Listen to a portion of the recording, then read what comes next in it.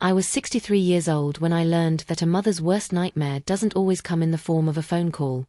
Sometimes it comes as a knock on your door at 2 in the morning, so soft you almost convince yourself you imagined it. Almost. But something in my chest tightened the moment I heard it. A mother's instinct that never quite goes dormant, no matter how old your children get. I'd been lying awake anyway, staring at the ceiling of my bedroom in my small ranch house in Cedar Falls, Ohio, listening to the October wind rattle the shutters. Sleep had become a luxury I could rarely afford since Richard passed 4 years ago. The house felt too big and too quiet without him, even though it was just 1,500 square feet of worn hardwood and faded wallpaper. The knock came again. Barely audible. Hesitant. I threw back the quilt, one I'd made myself 30 years ago, the colors now muted with age and washing, and padded down the hallway in my bare feet. The cold seeped up through the floorboards, but I barely noticed.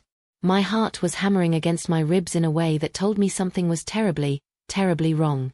When you've been a mother for 37 years, you develop a sixth sense for disaster. It's like a frequency only we can hear, a warning bell that goes off in the deepest part of your soul. I flipped on the porch light and peered through the peephole. What I saw made my blood turn to ice water. My daughter. My Emma. Standing on my front porch in nothing but a thin nightgown and a jacket that hung open, her arms wrapped around herself like she was trying to hold her own body together. Her hair, that beautiful auburn hair she'd inherited from my mother, was matted and tangled. But it was her face that stopped my heart. Even through the distortion of the peephole, I could see the bruises. Dark purple shadows that bloomed across her cheekbone like poisonous flowers. A split lip. One eye swollen nearly shut. Before you hear what happened next, let me just say, if you're watching from somewhere in this world tonight, drop a comment and tell me where you're from. Because this story, this nightmare I'm about to share with you, it could happen anywhere. It could happen to anyone. And if you've ever felt that sick, hollow feeling in your stomach when someone you love is in danger, you'll understand every single thing I did. Hit that subscribe button if you want to hear stories that matter, real stories about real people who fought back when the world told them to stay quiet. Check the description below for more stories like mine, stories about women who refused to be victims. I fumbled with the deadbolt, my hands shaking so badly I could barely turn it. The chain lock stuck, and I yanked it so hard the metal bit into my palm.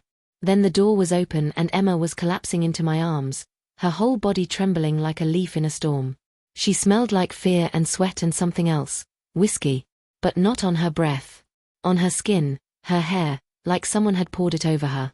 "Mama," she whispered, and the sound of that word, the way it came out broken and small, like she was 5 years old again, that's when I knew. That's when I knew that everything I'd suspected, everything I'd worried about for the past year, all of it was true. I pulled her inside and locked the door behind us.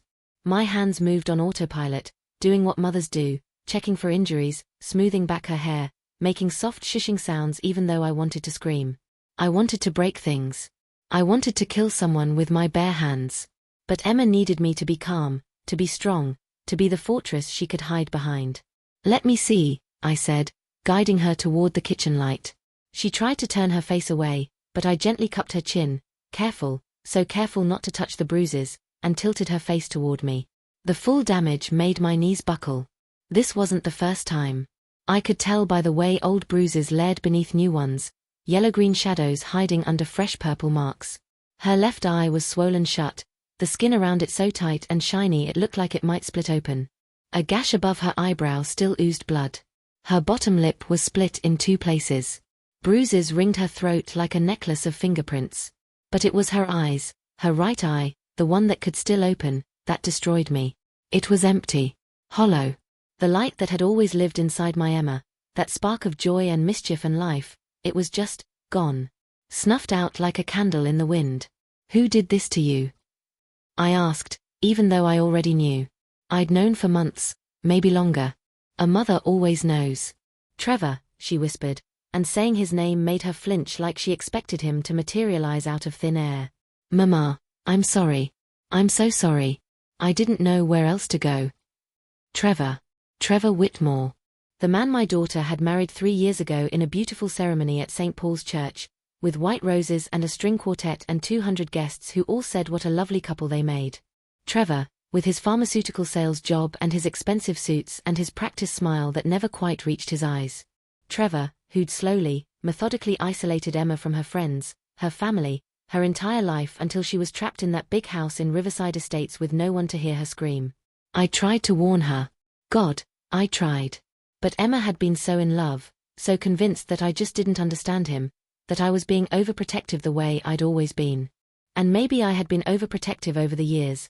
After losing her father to cancer when she was just 19, I'd held on too tight to my only child.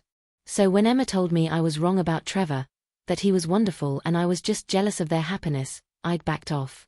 I'd swallowed my doubts and smiled at family dinners and pretended everything was fine. What a fool I'd been.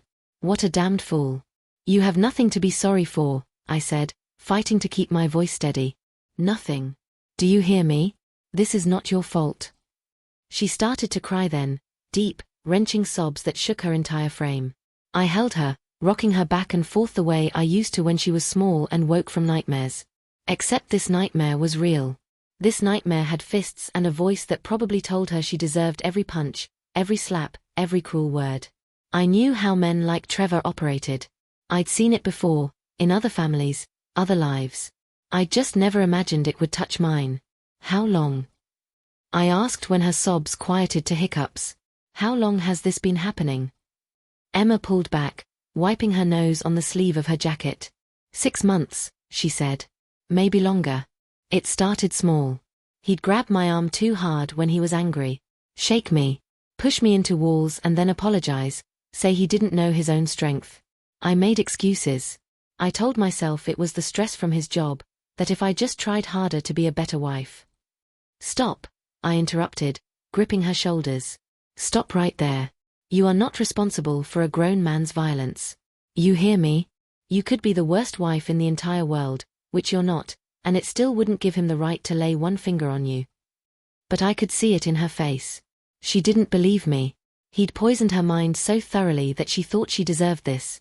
That she'd somehow earned every bruise, every broken rib, every moment of terror. The realization made rage bloom in my chest like a wildfire. Where is he now? I asked. Passed out drunk on the couch, Emma said, her voice barely above a whisper. He'll wake up in a few hours. When he realizes I'm gone. She broke off, her whole body starting to shake again. Mama, he'll come looking for me. He always says if I ever try to leave, he'll find me. He'll kill me. And I believe him. I've seen what he's capable of when he's angry. I pulled her close again, my mind already racing through possibilities. Call the police. Get a restraining order. Help her file for divorce. All the logical, legal steps that good, law-abiding citizens are supposed to take. But I'd been around long enough to know how those stories usually ended. Restraining orders were just pieces of paper. Police reports gathered dust while women's bodies ended up in morgues. The system wasn't built to protect women like Emma. It was built to give men like Trevor chance after chance after chance while their victims lived in constant fear, waiting for the day he finally went too far. No. This required something else. Something the law couldn't provide. This required a mother's justice. He's not going to hurt you again, I said quietly, and something in my tone made Emma pull back to look at me. I promise you, baby girl. He's never going to lay another hand on you. Mama, what are you? Let's get you cleaned up, I interrupted, helping her to her feet. Then you're going to tell me everything. Every single detail. And then we're going to fix this. As I led my broken daughter down the hallway to the bathroom, I caught sight of our reflection in the mirror hanging by the door. 2 women, one young and battered, one old and burning with a fury I'd never felt before. I barely recognized myself. My gray hair stood out in wild tufts around my head. My face, lined with 63 years of living, looked harder somehow. Sharper. Like all the softness had been carved away, leaving only bone and determination. I thought about all those years I'd spent being a good mother, a good wife, a good woman. Playing by the rules. Trusting the system.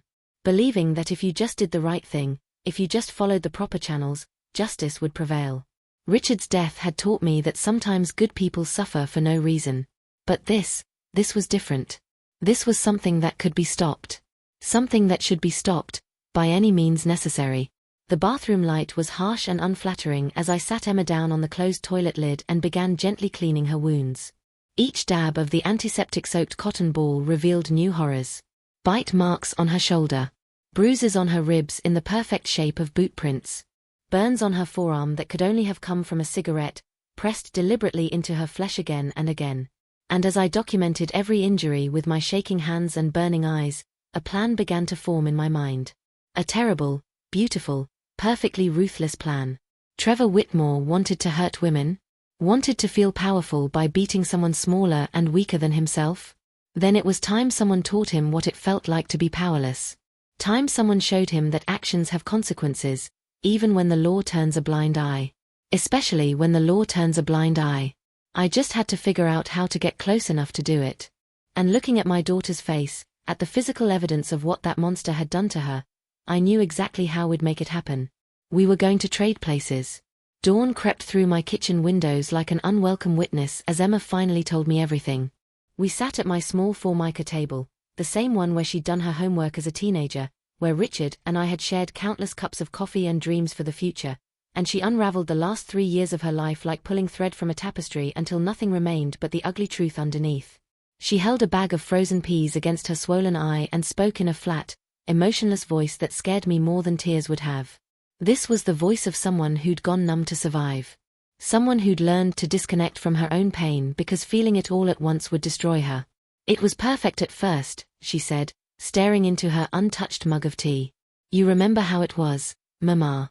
He sent me flowers every week. He'd text me good morning and good night every single day. He told me I was beautiful, smart, funny, everything I'd always wanted to hear. After David left me, after that whole mess with him cheating with his secretary, I thought I'd never trust anyone again. But Trevor seemed different.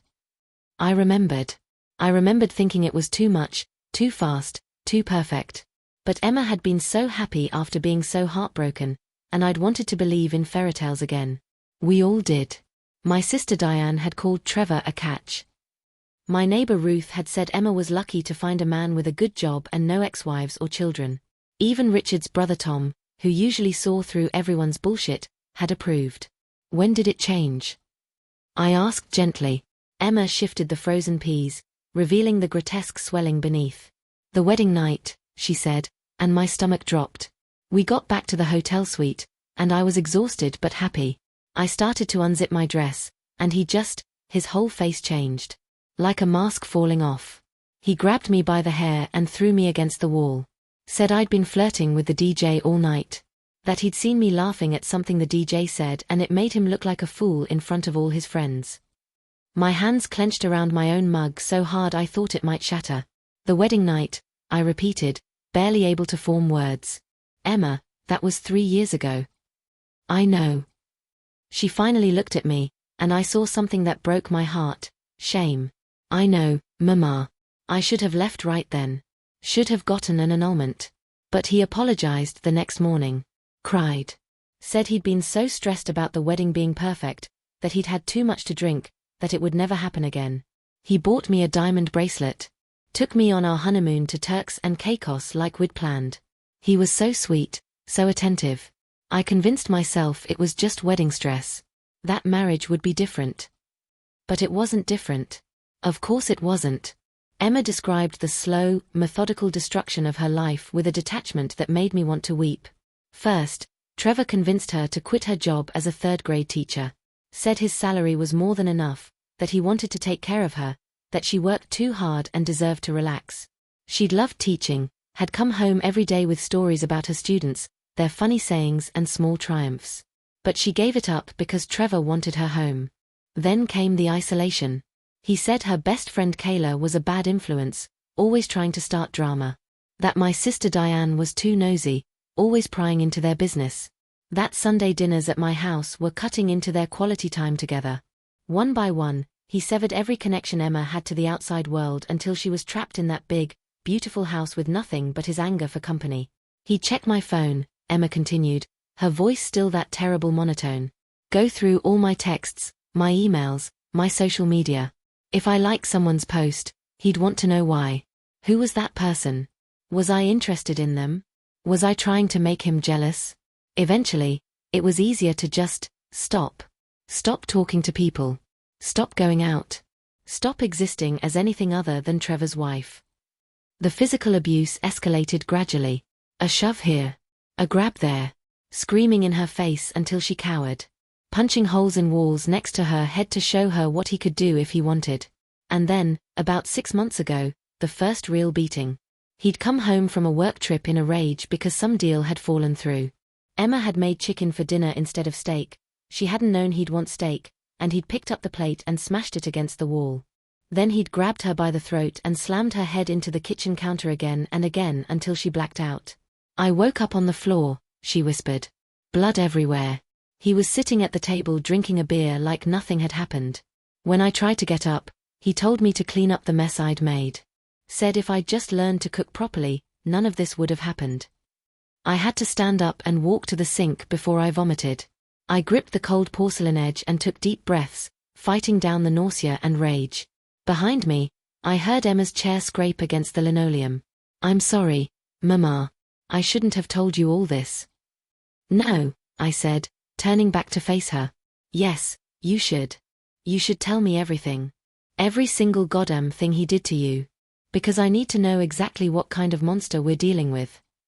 And if you're sitting there wondering how things could get this bad without anyone noticing, well, that's the genius of men like Trevor, isn't it? They're master manipulators. They know exactly how to present a perfect facade to the world while terrorizing their victims behind closed doors. If you've ever seen a situation like this and wondered why she didn't just leave, hit that subscribe button and stick around. This story is about to show you exactly why leaving is the most dangerous thing an abused woman can do. And make sure you check the description below for more real stories about survival and revenge. Emma sat back down, and for the next hour, she told me everything. The time he broke her arm and told the emergency room doctor she'd fallen down the stairs. The time he held her head underwater in the bathtub until she thought she'd drown. The time he locked her in the basement for 2 days without food because she'd accidentally overdrafted their checking account buying groceries. The time he forced himself on her while she cried and said no, then told her that wives can't refuse their husbands. It wasn't possible to rape your own wife. With each new revelation, I felt something inside me calcify, harden, transform into something sharp and unforgiving. This wasn't just about protecting Emma anymore. This was about making sure Trevor Whitmore never hurt another woman as long as he lived. This was about teaching him that there are some lines you don't cross, some people you don't touch, some mothers you don't fuck with. "Last night was the worst," Emma finally said, and I saw tears beginning to track down her battered face. The numbness was wearing off, and the pain was flooding back in. He came home drunk. Drunker than usual. Started screaming about how I'd emasculated him, how I made him look weak, how I was worthless. I tried to go to the bedroom to let him cool off, but he followed me, grabbed me by the hair and dragged me down the stairs. My head hit every single step. She pulled up her nightgown, and I saw the bruises running down her spine like a gruesome ladder. Purple and black and yellow, each one marking a stair where her body had made contact. He kicked me in the ribs. I felt something crack. Then he... She broke off, sobbing now. He poured whiskey on me. Said I smelled as disgusting as I looked. Then he wrapped his hands around my throat and squeezed. I couldn't breathe, Mama. I really thought he was going to kill me this time. I could see it in his eyes. He wanted to. He wanted to watch me die. But he didn't, I said, kneeling beside her chair and taking her hands in mine. You survived. You got away. He got a phone call, Emma said. His phone rang and it broke whatever spell he was in. He let go and answered it, some work thing. Walked into the other room like he hadn't just tried to murder me. That's when I ran. Grabbed my jacket and just ran. I didn't even think about where I was going until I was already driving. Then I realized there was only one place I could go. Only one person who might help me. "I'll always help you," I said fiercely. "Always. You're my daughter. My child. I would burn the whole world down before I let someone hurt you." And I meant it. Every word. Right then, sitting in my kitchen with the morning sun illuminating every bruise and cut and burn on Emma's body, I made a vow. Trevor Whitmore was going to pay for what he'd done. Not in some distant, abstract, karmic way. Not through the slow grinding wheels of a justice system that routinely failed women like Emma.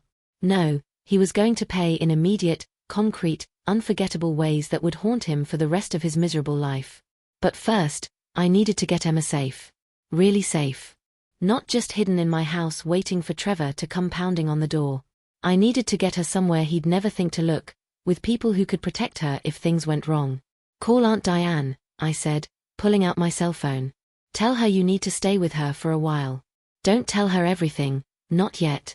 Just say you and Trevor had a fight and you need some space. She won't ask questions. What are you going to do? Emma asked, fear flickering across her face. I looked at my daughter, my beautiful, broken daughter who'd been systematically destroyed by a man who'd promised to love and cherish her, and I smiled. It wasn't a nice smile.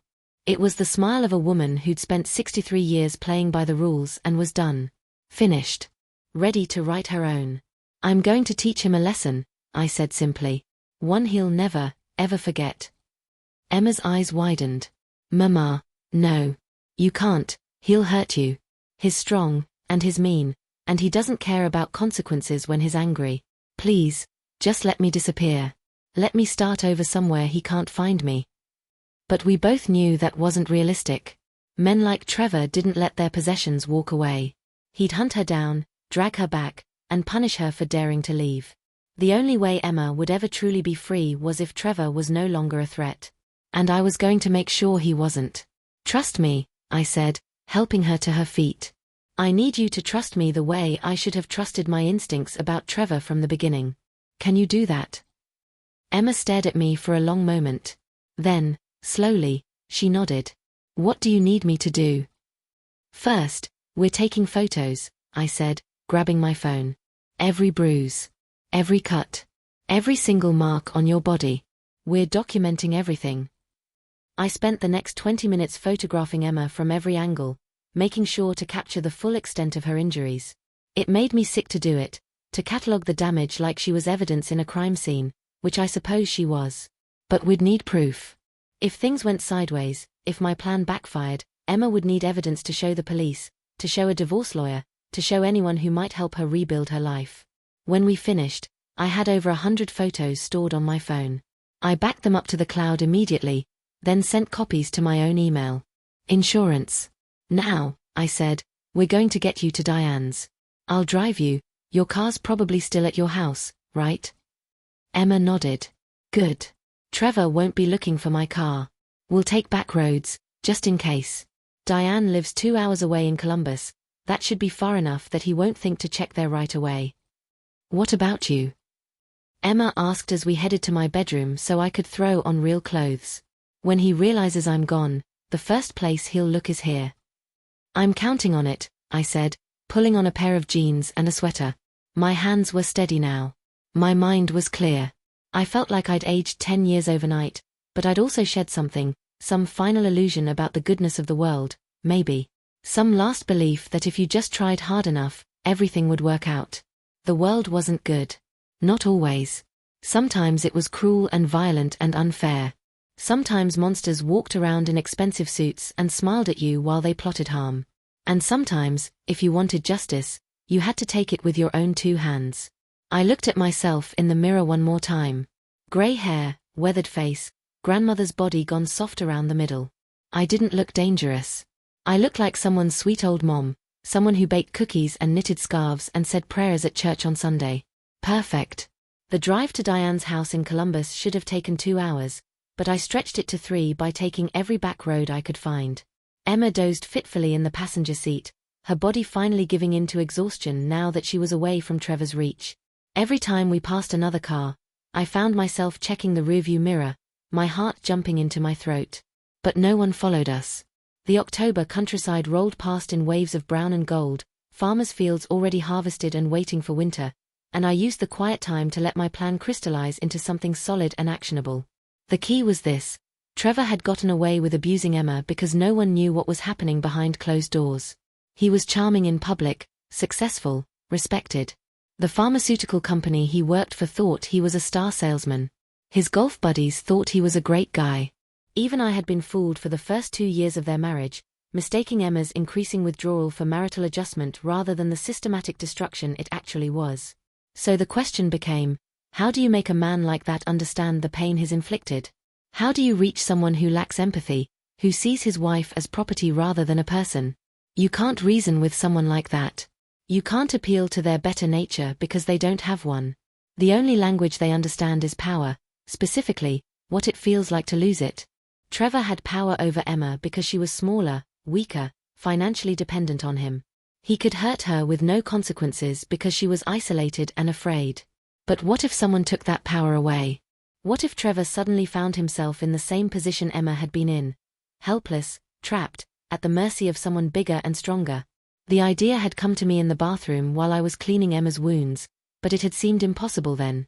Now, driving through the quiet countryside with my daughter sleeping beside me, I started to see how it could work. It would require perfect timing. It would require Emma's cooperation. And it would require me to do things I'd never imagined myself capable of. But looking at Emma's battered face, I knew I'd do whatever it took. We pulled up to Diane's modest two-story colonial just after 10 in the morning. My sister was already waiting on the porch, her face tight with worry. Diane was 5 years younger than me, with the same basic features but a hardness I'd never quite developed. She'd been divorced twice and had learned to trust no one. When she saw Emma's face as we helped her out of the car, something dangerous flashed in her eyes. Jesus Christ, Diane breathed, rushing down the steps. Emma, honey. Don't, Emma said quietly. Please don't be nice to me right now. I'll fall apart. Diane looked at me over Emma's head, and I saw the question there. Asterisk, what are you going to do about this? Asterisk, I gave her the smallest nod. Later. We'd talk later. First, we needed to get Emma inside, safe, and settled. Diane's house smelled like coffee and the vanilla candles she bought in bulk from the farmer's market. She'd already made up the guest room, and we tucked Emma into bed like she was a child again. The poor girl was asleep before we even closed the door. Kitchen, Diane said quietly, and I followed her downstairs. The moment we were alone, she grabbed my arm. Tell me you're going to the police. Tell me you're going to file a report and get Emma a restraining order and what? I interrupted. You know as well as I do that restraining orders are just paper. They don't stop bullets. They don't stop fists. They just give the police something to reference when they're writing up the report after he kills her. Diane flinched but didn't argue. She'd worked as a paralegal for 15 years before retiring last year. She'd seen plenty of domestic violence cases. She knew exactly how often they ended badly. So what, then? She asked. You're just going to let him get away with it? Hell no, I said, accepting the cup of coffee she poured for me. I'm going to make sure he never hurts anyone again. But I need your help. I laid out my plan, watching Diane's face cycle through disbelief, horror, and finally, grimly, acceptance. When I finished, she sat back in her chair and stared at me like she'd never seen me before. Catherine, she said slowly, that's insane. You're 63 years old. You've never even been in a fight. And you want to, she broke off, glancing toward the stairs where Emma slept. Lowered her voice. You want to do asterisk that asterisk to him. You have a better idea. I challenged. She was quiet for a long moment. Then, when? Soon, I said. He'll come looking for Emma within the next day or two. When he does, I'll be ready. And if something goes wrong? If he overpowers you? If you end up... She couldn't finish the sentence. If you're wondering whether I thought about the risks, whether I was scared, of course I was. I was terrified. But let me ask you something. If it was your daughter, your sister, your mother who showed up beaten and broken, what would you do? Would you trust the system that fails women every single day? Or would you take matters into your own hands? Drop a comment and let me know. And if this story is resonating with you, hit that subscribe button and check the description below for more stories about women who fought back. Then Emma lives, I said simply. She's young. She can start over. But I'm not letting her spend the rest of her life looking over her shoulder, waiting for him to find her. This ends now. Diane reached across the table and grabbed my hand. You're braver than I ever gave you credit for, she said. Or crazier. I haven't decided which. Both, probably, I admitted. We spent the next hour working out the logistics. Diane would keep Emma at her house for at least a week, maybe longer. She'd tell her neighbors that her niece was visiting, nothing unusual. Emma would stay inside, away from windows, in case Trevor somehow tracked her here. Diane would get burner phones for both of them, cheap prepaid cells that couldn't be traced. And she'd keep her own phone close to call the police if I didn't check in by a certain time each day. What do I tell Emma? Diane asked. As little as possible, I said. The less she knows about the details, the better. If anyone ever asks, she needs to be able to honestly say she doesn't know what I did. Diane nodded slowly. You've really thought this through. I've had about 6 hours, I said. It's amazing how focused your mind gets when someone's hurt your child. Before I left, I went upstairs one more time to check on Emma. She was still sleeping, her face peaceful for the first time since she'd arrived at my door. I kissed her forehead gently, careful not to wake her, and whispered a promise I intended to keep. You're going to be okay, baby. Mama's going to fix this. The drive back to Cedar Falls was faster. I didn't bother with back roads now. I had work to do and not much time to do it. Trevor would realize Emma was gone soon if he hadn't already. He'd start calling, then come looking. I needed to be ready. My house felt different when I walked back inside around 2 in the afternoon. Smaller somehow. Or maybe I felt bigger, expanded by the sheer force of my rage and determination. I walked through each room, seeing it with new eyes. The living room where Richard and I had watched countless movies. The kitchen where Emma had learned to bake her first cookies. The bathroom where I'd cleaned my daughter's blood just hours ago. This house had been a home. A place of love and safety and ordinary life. But today, it was going to become something else. Today, it was going to become a trap. I started in the bedroom, pulling out clothes from the back of my closet. Emma and I were roughly the same height, though she was thinner now than she'd ever been. Stress and fear had melted the pounds off her over the past year. But with the right clothes, in the right lighting, from behind, yes, it could work. I pulled on a pair of Emma's old jeans that she'd left here after her last visit. A blue sweater that I knew she wore frequently. I pulled my grey hair back into a ponytail the way Emma often wore hers. In the bathroom mirror, I studied the effect. Not perfect, but in dim lighting, with Trevor already expecting to see Emma, it might be enough. Just enough to get me close. Next, I needed supplies. I made a list: rope, duct tape, a taser, did they sell those at sporting goods stores? Zip ties, a burner phone of my own.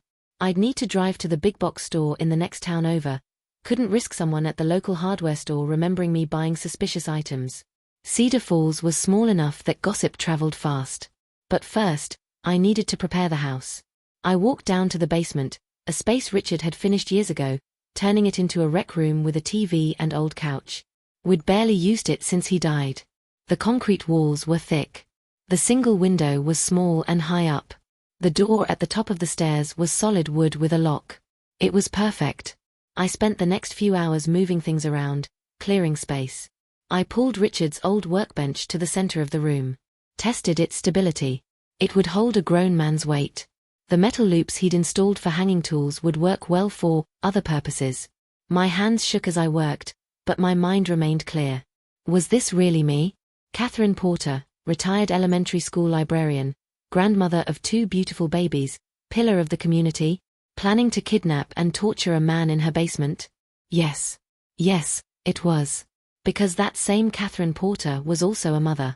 And a mother's love doesn't follow society's rules when her child is in danger. A mother's love is primal, fierce, utterly without mercy when it needs to be. Every civilization in human history has understood this on some instinctive level. You don't threaten a mother's young. You just don't. Because a mother will do things that would horrify her in any other context. She'll become someone she doesn't recognize. She'll cross lines she never imagined crossing. And she won't feel guilty about it. I was testing the workbench one more time when my cell phone rang. Unknown number. My heart stuttered, but I answered. Hello. Where the fuck is she? Trevor's voice, tight with barely controlled rage. Where's my wife, Catherine? There it was. The moment I'd been waiting for. I forced my voice to stay calm, even added a slight tremor like I was nervous. Which I was, but not for the reasons he'd think. Trevor, I haven't seen Emma. What's wrong? Don't give me that bullshit, he snarled. She's not here. Her car's here but she's gone. She came running to you, didn't she? Like she always does when she wants to complain about me. Trevor, I genuinely don't know what you're talking about. The last time I saw Emma was at Sunday dinner 2 weeks ago. You were there, remember? A pause. I could hear him breathing heavily, could picture him pacing in that expensive house, probably drunk already even though it was only mid-afternoon. If you're lying to me, I'm not lying, I said, letting some steel creep into my voice. But I have to say, I don't appreciate your tone. If Emma's missing, maybe you should call the police instead of yelling at her mother. The police, he said, and laughed, a harsh, ugly sound. Yeah, right. She probably just went shopping or some shit. Forgot to leave a note. You know how scattered she is. Scattered. Like Emma's mental state was the problem here and not the fact that her husband beat her so badly she had to flee in the middle of the night wearing only a nightgown. Rage flooded through me so intensely that I had to bite my tongue to keep from screaming at him. Well, if I hear from her, I'll let her know you're looking for her, I said carefully. You do that. He hung up without another word. I stood there in my basement, phone still pressed to my ear, listening to the silence. He'd called me. Made the first move. Good. It meant he was already off balance, already agitated. That would make the next part easier. Now I just had to wait. I spent the rest of the afternoon shopping, driving 40 minutes to a Walmart in a town where no one knew me. Paid cash for everything, rope, zip ties, duct tape, a camping taser that the box claimed could take down a bear. I bought a burner phone and activated it in the parking lot. Then I stopped at a gas station and filled up, making idle conversation with the clerk about the weather while I internally catalogued everything I'd need to do once Trevor showed up at my door. Because he would show up. Men like Trevor couldn't stand losing control, and Emma's disappearance meant he'd lost control of her. He'd check all the obvious places first. Her friend Kayla's apartment, maybe my sister's house if he knew about Diane. But eventually, he'd come back to me. He'd convince himself I was hiding Emma or knew where she was. And when he did, he'd be angry enough, agitated enough, that he wouldn't be thinking clearly. That's when I'd strike. I got home just as the sun was setting, painting the sky in shades of orange and red that reminded me disturbingly of BRUISES. I unloaded my purchases through the back door, not wanting any nosy neighbors to see what I'd bought. Mrs. Henderson next door was sweet but nosy as hell, and the last thing I needed was her mentioning to someone at church that she'd seen me carrying rope into my house. I stashed everything in the basement, arranging it carefully. Rope coiled neatly on the workbench. Zip ties in the drawer. Taser plugged in to charge, though it claimed to be pre-charged from the factory.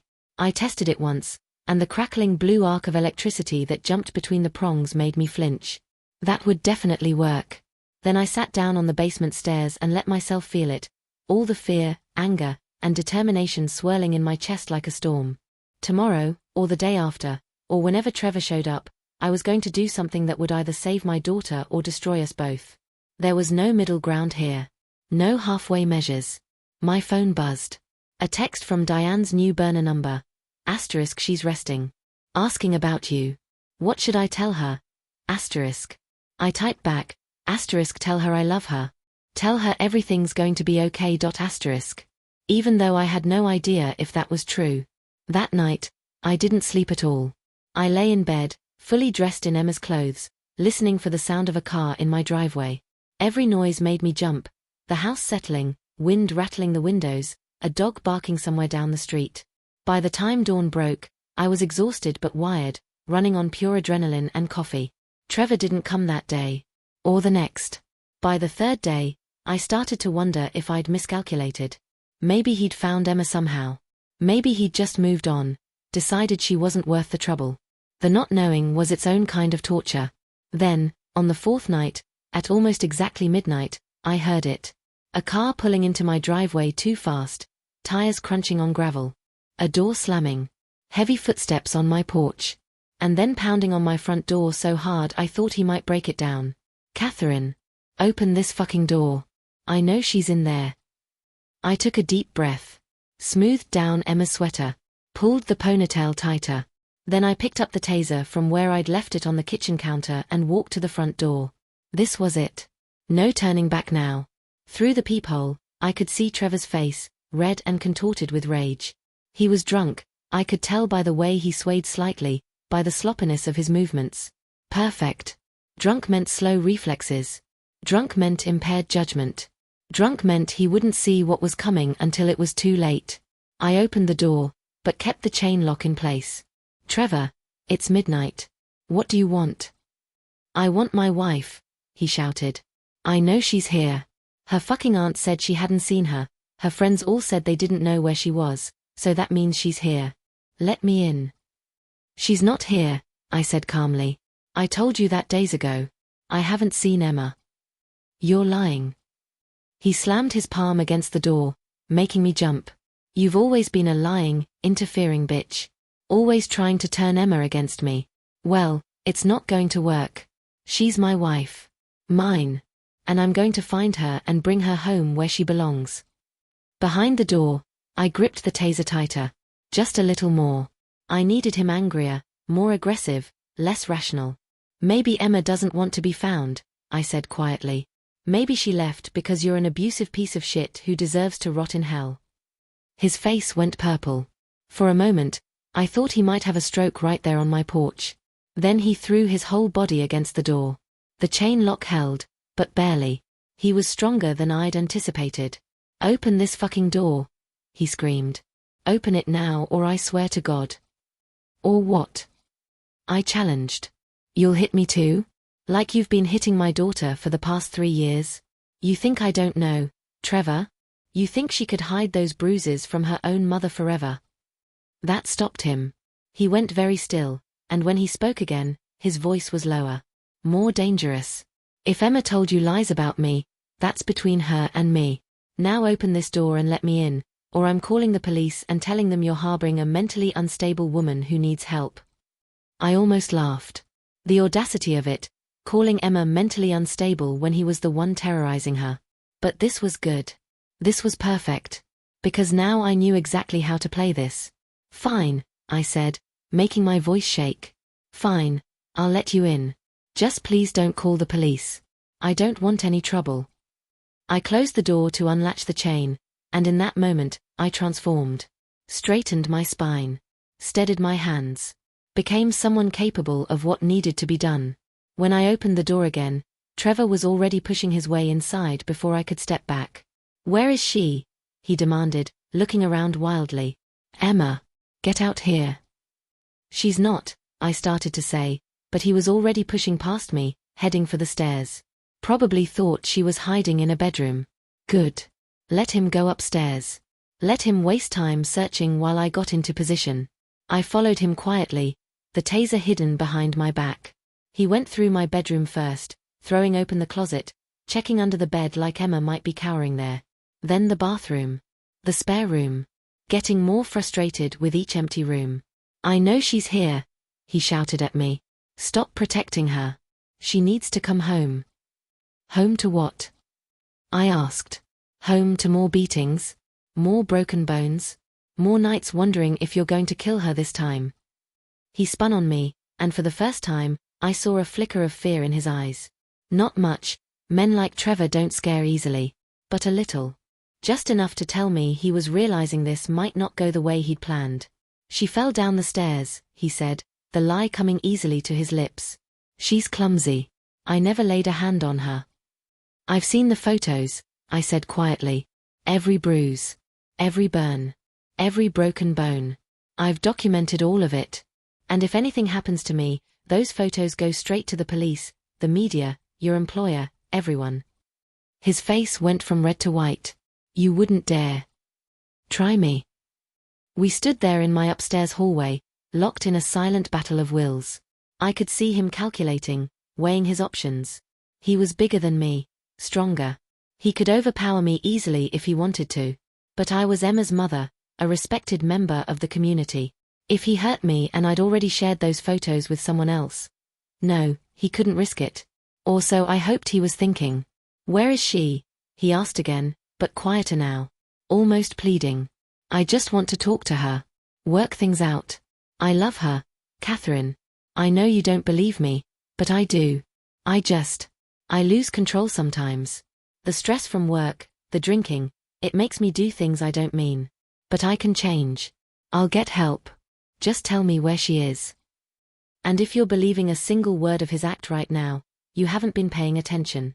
This is what abusers do. They manipulate, they make promises they'll never keep, they say whatever they need to say to regain control. But the second they get it back, the cycle starts all over again. Trust me on that. And if you want to hear more stories about manipulation and revenge, make sure you're subscribed and check out the description below. She's gone, I said. Far away where you'll never find her. And she's never coming back. Something in Trevor snapped. I saw it in his eyes, the moment when reason left and rage took over completely. He lunged at me, hands outstretched, probably intending to grab me by the throat the way he'd done to Emma so many times before. But I was ready. I brought the taser up and jammed it into his chest, pressing the trigger. The crackling sound filled the hallway, and Trevor's eyes went wide with shock. His body seized, muscles locking up, and he went down hard, hitting the floor with a thud that shook the house. I stood over him, taser still crackling, and watched him twitch. How long did the package say the effects lasted? 30 seconds? A minute? I needed to move fast. I grabbed the zip ties from my pocket, I'd been carrying them for days, just in case, and quickly secured his wrists behind his back. Then his ankles. He was still conscious, but barely, his eyes rolling and his mouth working soundlessly. The taser had scrambled his nervous system temporarily, but he'd recover soon. I needed to get him to the basement before that happened. Dragging a full-grown man down a flight of stairs while he's zip-tied and semi-conscious is not easy, let me tell you. Especially when you're a 63-year-old woman who hasn't done anything more strenuous than gardening in the past 5 years. But adrenaline is an amazing thing. It makes you capable of feats you'd never attempt under normal circumstances. I grabbed Trevor under the arms and pulled. He was deadweight, his body still not responding properly to his brain's commands. I got him to the stairs, the basement stairs, not the ones leading down from the second floor, and then I just let gravity do most of the work. His body tumbled down, hitting the steps with satisfying thuds. Would that hurt? I hoped so. I really, really hoped so. At the bottom, I dragged him over to the workbench, lifted his torso, Christ, he was heavy, and positioned him so his arms were stretched out over the surface. Then I used the rope I'd bought to secure the zip ties to the metal loops Richard had installed. Trevor was now essentially tied face down over the workbench, unable to move his arms or legs. By the time I finished, he was starting to come around. Groaning, blinking, trying to figure out what had happened. I stood back and watched the realization dawn in his eyes. The confusion giving way to understanding, then fear. What the fuck, he slurred, still not fully in control of his speech. Catherine, what are you doing? Let me go. No, I said simply. I don't think I will. And then Trevor Whitmore, who'd spent 3 years terrorizing my daughter, who'd beaten her and burned her and nearly killed her, started to scream. The sound of Trevor's screams echoing off the basement walls should have horrified me. Should have made me reconsider everything I was doing. Should have shocked me back into the sensible, law-abiding woman I'd been my entire life. But instead, as I watched him thrash against his restraints like a wild animal in a trap, I felt nothing but cold satisfaction. This was what Emma had lived with. This terror, this helplessness, this desperate understanding that no one was coming to save you. Now he knew how it felt. Let me go, he screamed again, pulling so hard against the ropes that the workbench scraped against the concrete floor. You crazy bitch. You can't do this. This is kidnapping. This is assault. I'll have you thrown in prison. Will you? I asked calmly, moving to stand where he could see me. I'd pulled off Emma's sweater and ponytail, returning to looking like myself, just a grey-haired woman in a plain blouse and jeans. You'll tell people that you broke into your mother-in-law's house at midnight, drunk and threatening, and she defended herself? That's an interesting strategy. Trevor's face was pressed sideways against the workbench, saliva pooling at the corner of his mouth. His expensive button-down shirt was torn from where I'd dragged him down the stairs, and I could see the taser burns on his chest through the gap. Good. Let him have some scars of his own to remember this by. This isn't defense, he panted. You planned this. You lured me here. You fucking tasered me and tied me up. That's not self-defense, that's attempted murder. Attempted murder. I pulled up a folding chair, one of the metal ones from Richard's poker nights that he used to host down here, and sat down about 6 feet away from Trevor. Just out of reach in case he somehow managed to break free. No, Trevor. I'm not going to kill you. That would be too easy. Too quick. You wouldn't learn anything from that.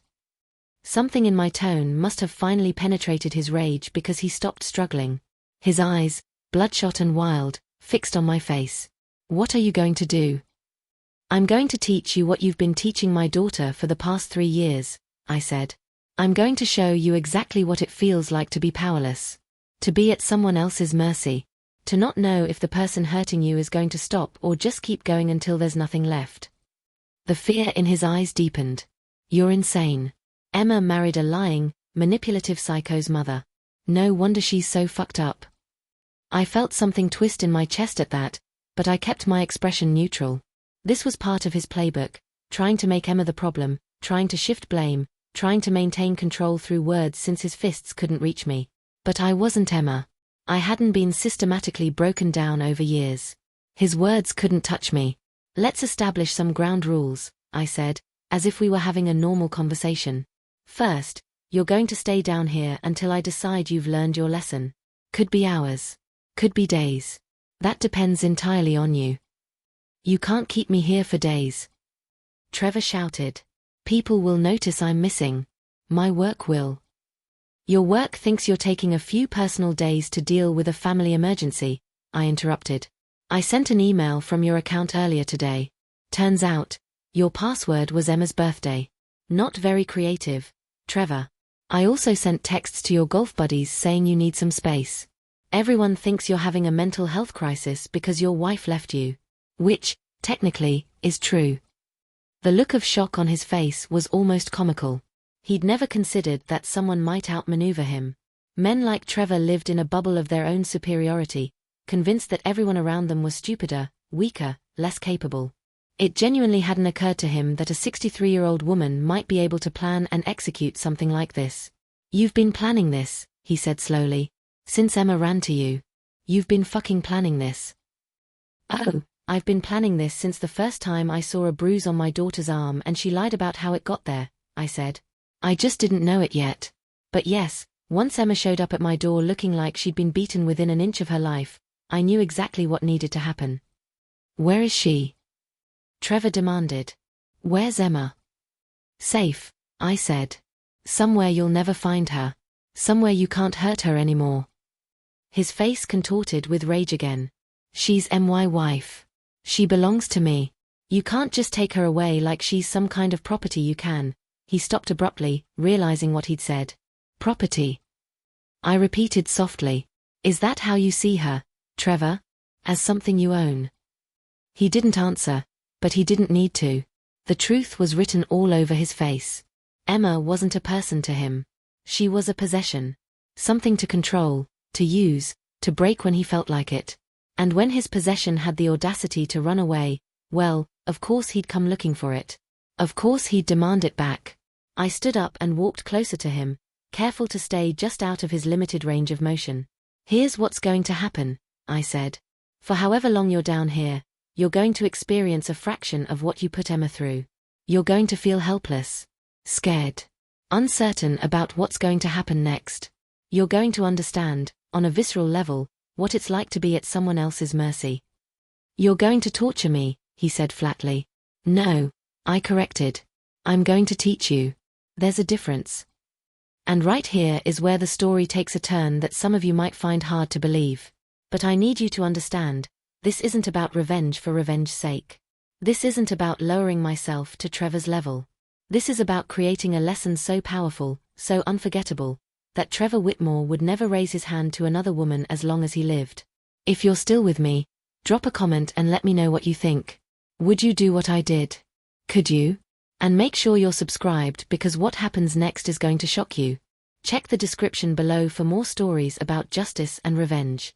I left Trevor tied to the workbench and went upstairs. My hands were shaking now that the initial adrenaline was wearing off. I'd actually done it. I'd kidnapped a man. Tied him up in my basement. Was planning to hold him prisoner until what? Until he promised to be better. Until he cried and apologized. Until I'd satisfied some primal need for justice that the law would never provide. I sat at my kitchen table and pulled out my burner phone. Sent a text to Diane, * package secured. Everything fine. We'll check in tomorrow. *. Her response came immediately. * are you sure about this? * too late to turn back now. * I typed. * how's Emma? * sleeping a lot. Asking about you. Still scared he'll find her. I haven't told her anything. *. Good. Keep it that way. *. I made myself a cup of tea, chamomile, hoping it would calm my racing heart, and try to think through the next steps. I couldn't keep Trevor down there indefinitely. Eventually, someone would come looking. But I needed enough time to make an impact. To fundamentally change something in him, if that was even possible. The truth was, I didn't know if people like Trevor could change. Maybe they couldn't. Maybe he'd leave here and go straight back to his old ways with the next woman who made the mistake of loving him. But at the very least, I could make sure he understood there were consequences.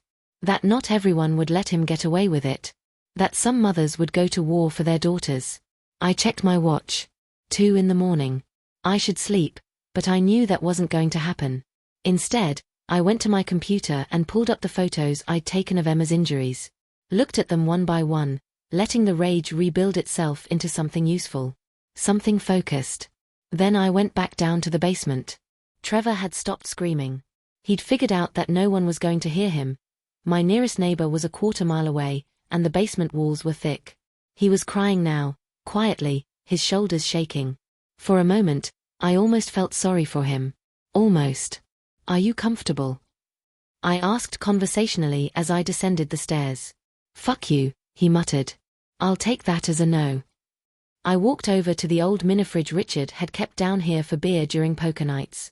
It still worked, and I'd stocked it yesterday with water bottles and sandwiches. I grabbed a water bottle and brought it over to Trevor. "You should stay hydrated." He turned his head away when I tried to bring the bottle to his lips. "I'm not drinking anything from you. You probably poisoned it." "If I wanted to poison you, Trevor, you'd already be dead," I said. "But suit yourself. Dehydration will just make everything worse for you." I set the water bottle on the floor where he could see it but not reach it.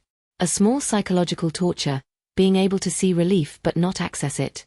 Emma had described something similar that Trevor used to do. He'd cook elaborate meals and then tell her she was too fat to eat, making her watch while he ate in front of her. Petty cruelties that slowly eroded her sense of self. "I'm going to tell you a story," I said, sitting back down in my chair. "And you're going to listen. Because you don't have much choice." Trevor didn't respond, but I could see he was paying attention. 3 years ago, my daughter married you. She was so happy that day. Do you remember? She wore my mother's veil, the one that had been in our family for 4 generations. She looked beautiful. She looked like she was beginning the happiest chapter of her life. I paused, letting the memory wash over me. Emma's smile, radiant and genuine. The way she'd hugged me and said, "I'm so lucky, Mama. I found my person." That night, you grabbed her by the hair and threw her against a wall. I continued, my voice hardening. "On your wedding night. The night that was supposed to be about love and celebration and starting your life together, you showed her exactly who you really were. And she was too shocked, too ashamed, too convinced it was an aberration to leave right then. So she stayed. And you got worse." "I never," Trevor started, but I cut him off. "Don't lie to me. Don't you dare lie to me when I've seen what you did to her body. When I've cleaned blood off her face and counted broken ribs and photographed bruises shaped like your hands."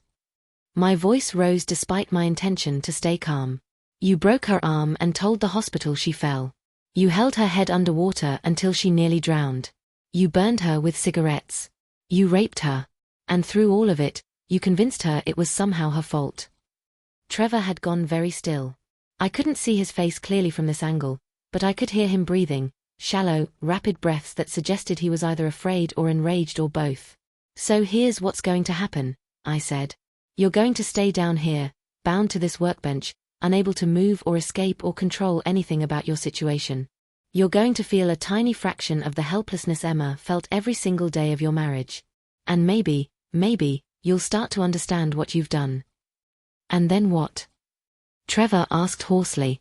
"You let me go and we all just pretend this never happened." "Then we'll see," I said.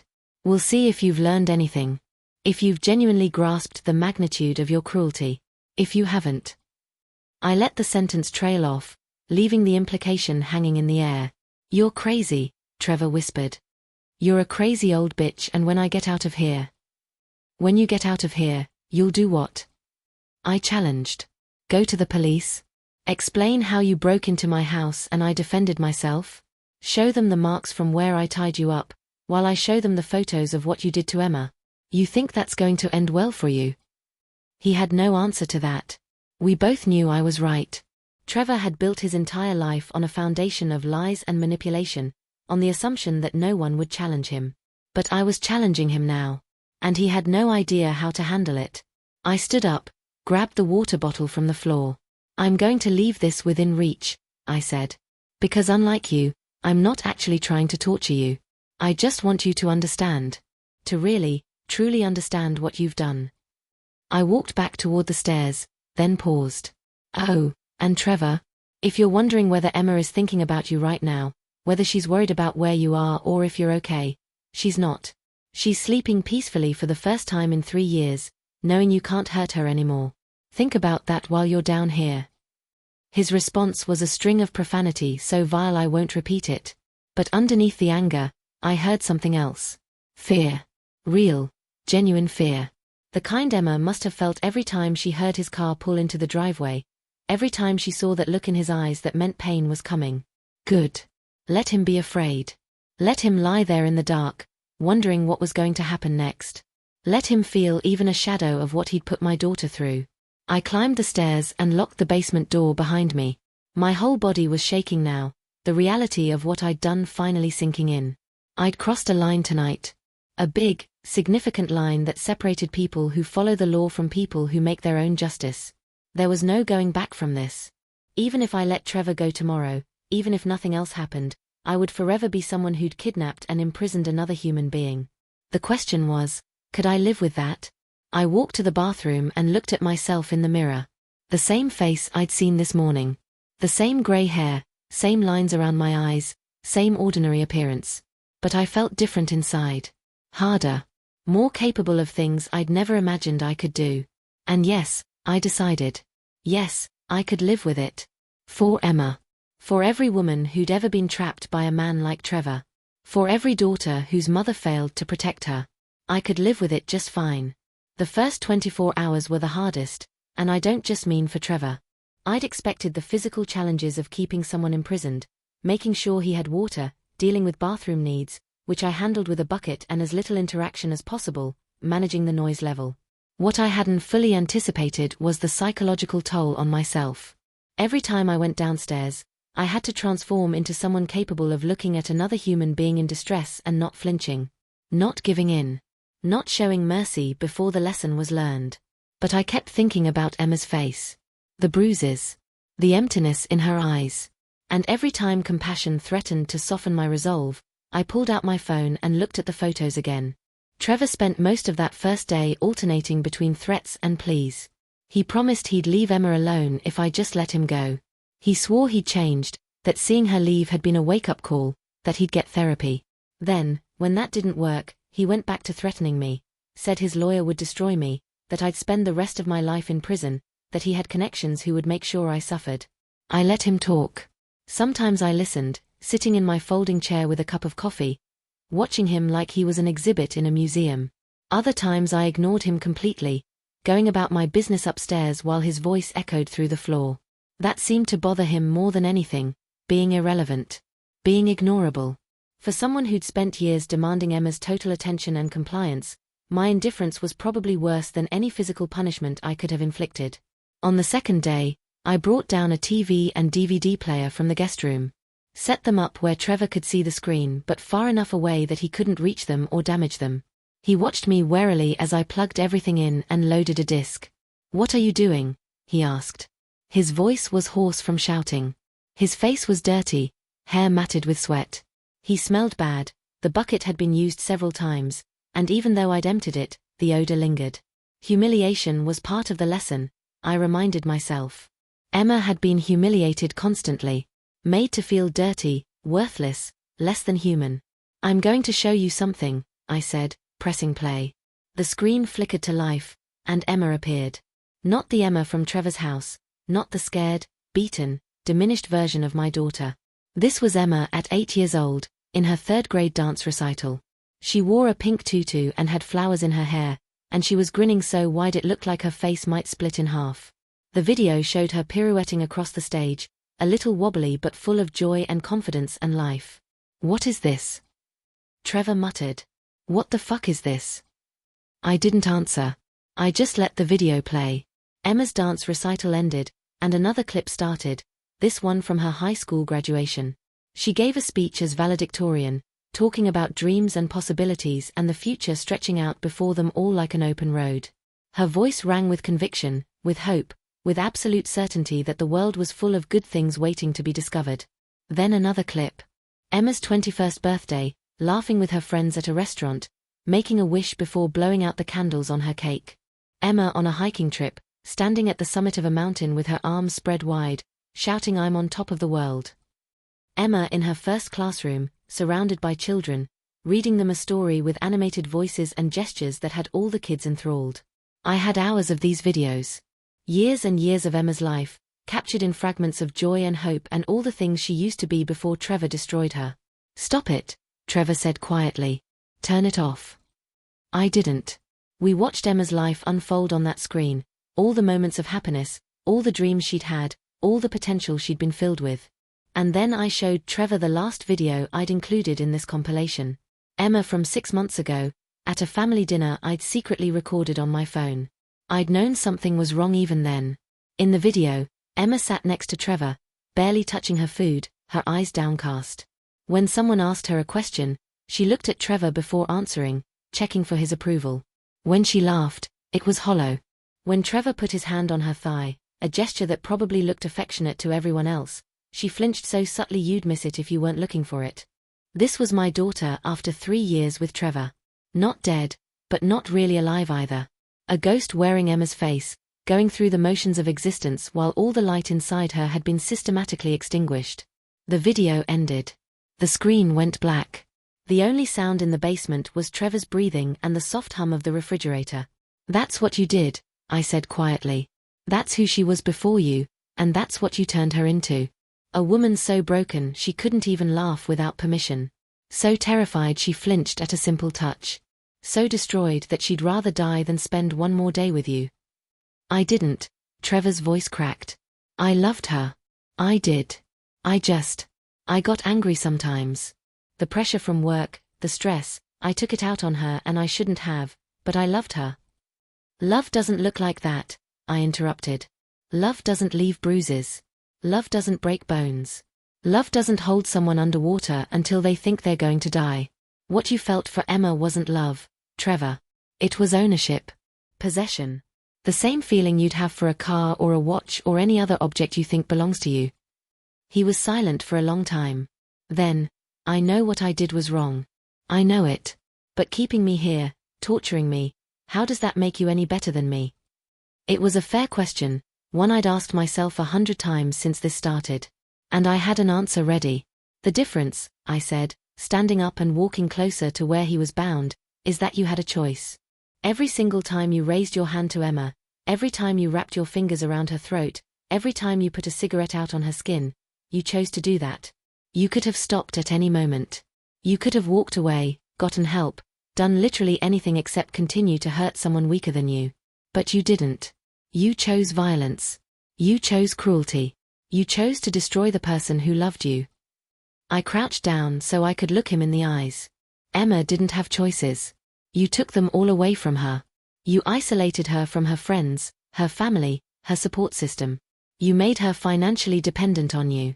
You convinced her that if she left, you'd kill her, and she believed you because you'd shown her exactly what you were capable of. She was trapped in a nightmare of your making. But me." I stood back up. "I'm giving you a choice right now. You can learn from this experience. You can genuinely understand what you put Emma through and change. You can leave here and never hurt another woman again, and we'll all move on with our lives. Or you can learn nothing. You can walk out of here and go right back to being the same violent, controlling monster you've always been. That's your choice, Trevor. The question is, which version of yourself are you going to choose to be?"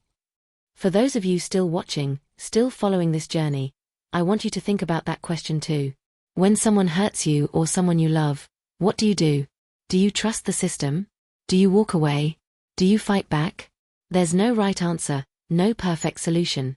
But sometimes you have to make impossible choices and live with the consequences. If this story is resonating with you, show your support by subscribing and checking the description below for more stories about people who refuse to be victims. Trevor didn't answer my question. Maybe because he didn't have an answer. Maybe because the answer scared him. I left him there in the darkness with those videos playing on a loop. Emma's life, Emma's joy, Emma's destruction, over and over and over.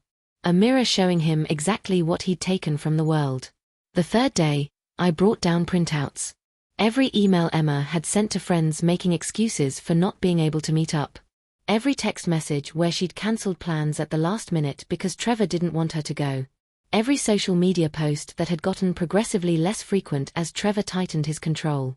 I taped them to the wall where Trevor could see them, creating a timeline of isolation. Then I brought down the medical records I'd managed to obtain. Emma had signed a release giving me access to everything. Emergency room visits for a fall down the stairs that resulted in a broken arm. Urgent care for accidentally touching a hot stove that left second-degree burns on her hand. A clinic visit for severe bruising around her neck that she claimed came from a martial arts accident, even though Emma had never studied martial arts in her life. The doctors knew, I told Trevor as I taped these records up next to the emails. Every single one of them suspected abuse. They documented it in their notes. See? Right here, patient's explanation inconsistent with injury pattern. Possible domestic violence. Offered resources. Patient declined. They knew, and they tried to help, but you trained Emma so well that she wouldn't accept it. She protected you even while you were destroying her. Trevor stared at the wall of evidence like it was a foreign language he couldn't quite translate. I wondered what was going through his mind. Denial? Probably. Justification. Men like him were masters at rewriting their own narratives, convincing themselves that their actions were somehow reasonable or provoked or not really that bad. But the evidence was undeniable. 3 years of systematic abuse, documented in Emma's own words and medical records, and the slowly dimming light in her eyes as photo after photo showed her transformation from vibrant young woman to hollow shell. My daughter almost died because of you, I said quietly. Multiple times. And you know what the worst part is? She almost died believing it was her fault. That she deserved it. That if she'd just been a better wife, a better person, you wouldn't have had to hurt her. That's what you did to her mind, Trevor. You didn't just break her body. You broke her spirit. You broke her sense of self. You made her believe she was worthless. I'm sorry, Trevor whispered. For the first time since I'd trapped him here, he sounded genuinely broken. I'm sorry. I didn't mean, I never wanted. He broke off, something that might have been a sob catching in his throat. Are you sorry you did it? I asked. Or are you sorry you got caught? He didn't answer. Couldn't answer. Maybe. Because what could he say? That he genuinely regretted years of calculated abuse? That he'd suddenly developed empathy for the woman he'd terrorized? Or would he tell the truth, that he was sorry his actions had consequences, sorry that someone had finally called him to account, sorry that his comfortable life of unchallenged violence had been disrupted? I left him with those questions hanging in the air and went upstairs. My phone was ringing, Diane's burner number. How is she? I asked without preamble. Better, Diane said, and I could hear the surprise in her voice. She's actually eating. Smiling sometimes. She asked if she could call Kayla, talk to her friend. I said yes, used my phone so it couldn't be traced. They talked for 2 hours. Catherine, I haven't heard Emma laugh like that since before she married him. Relief flooded through me so intensely I had to sit down. That's good. That's so good. She's asking about you, Diane continued. Wants to know when she can see you. What should I tell her? Tell her soon, I said. Tell her I'm handling some things but I'll be there soon. Tell her. I paused, choosing my words carefully.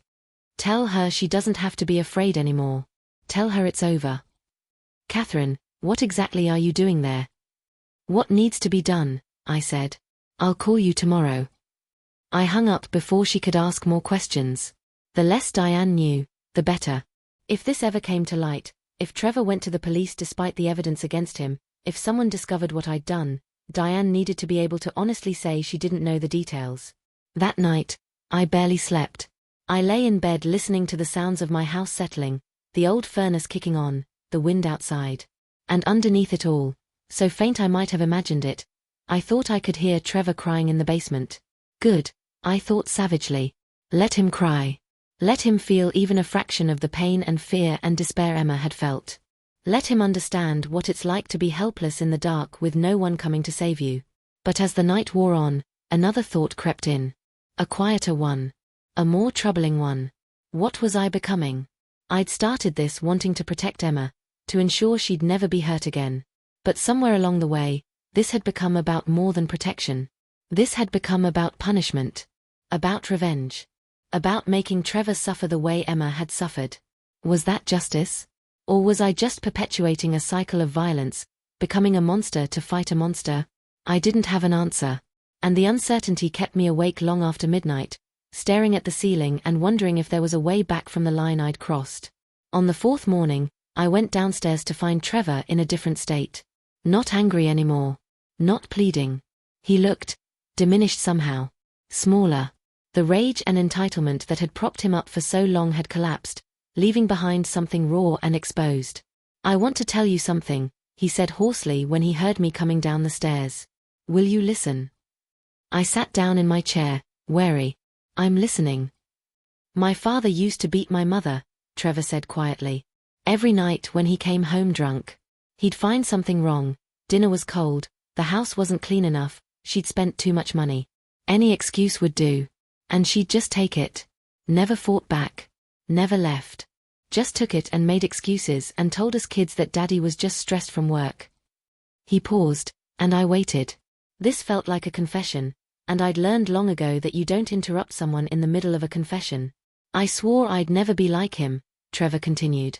Swore it to myself when I was 10 years old, watching my mother try to cover a black eye with makeup. I was going to be different. Better. I was going to love my wife and treat her right and never, ever raise my hand to her. But you did, I said flatly. But I did, he agreed. And I didn't even see it happening.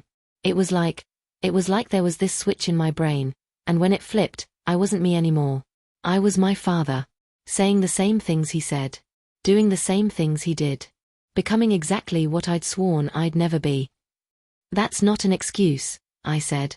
Plenty of people grow up in abusive homes and don't become abusers themselves. You made choices, Trevor. Conscious choices to hurt someone you claimed to love. I know, he whispered. I know. But I didn't know how to stop. Every time I hurt Emma, I'd promise myself it was the last time.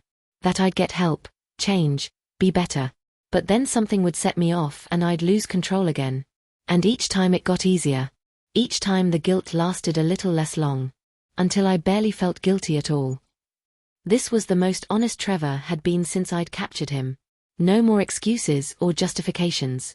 Just raw, uncomfortable truth. But I still wasn't sure if it was genuine remorse or just another manipulation tactic. Why are you telling me this? I asked.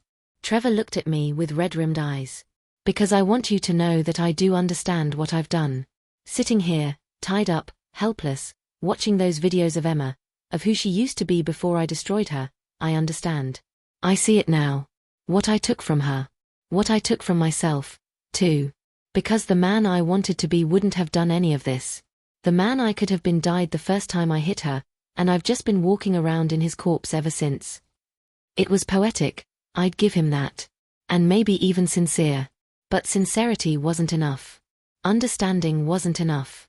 Trevor could have all the epiphanies in the world down here in my basement, but what mattered was what he did when he left. If he left. What do you want from me? I asked. Forgiveness? Absolution? Permission to feel okay about yourself again? No, Trevor said. I want you to believe that I've learned. That this, he gestured as much as his restraints would allow, indicating the basement, his imprisonment, everything, wasn't for nothing. That I'm not going to hurt anyone ever again. I don't know if I can believe that, I said honestly. I don't know if change is possible for someone like you. I hope it is, for Emma's sake. For the sake of any other woman who might cross your path. But hope isn't certainty. What else do you need? Trevor asked desperately. What else can I do to prove that I've changed? And that was the question, wasn't it?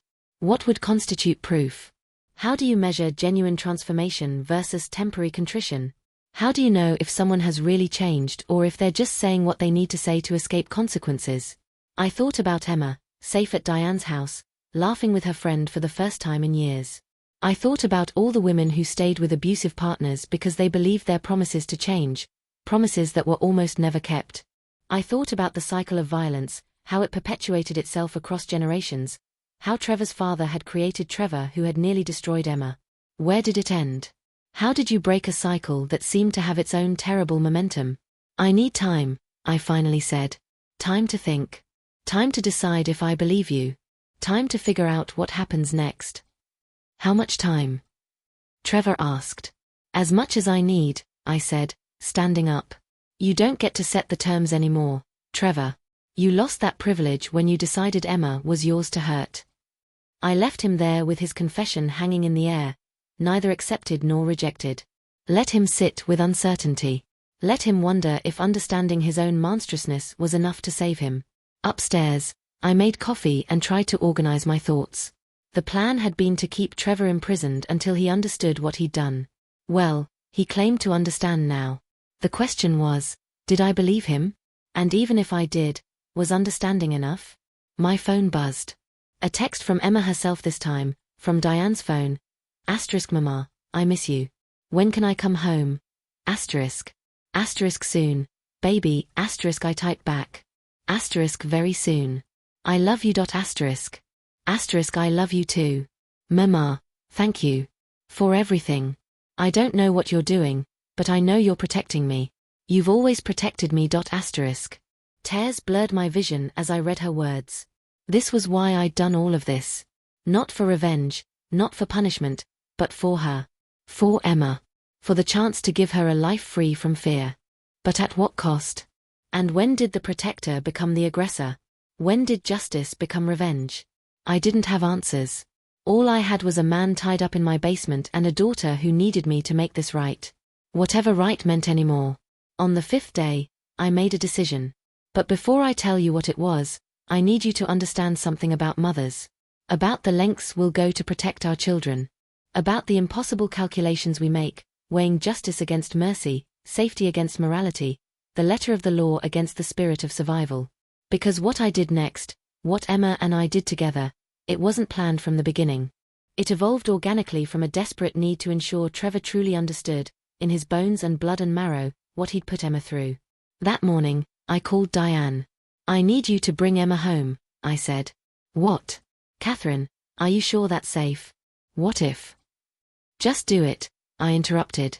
Come after dark. Park at the end of the driveway. Emma needs to see something. See what? Trust me, I said, and hung up. Then I went down to the basement. Trevor looked worse than ever, 4 days without a shower, existing on minimal food and water, sleeping in fitful bursts while tied to that workbench. His expensive clothes were ruined. His hair was greasy and matted.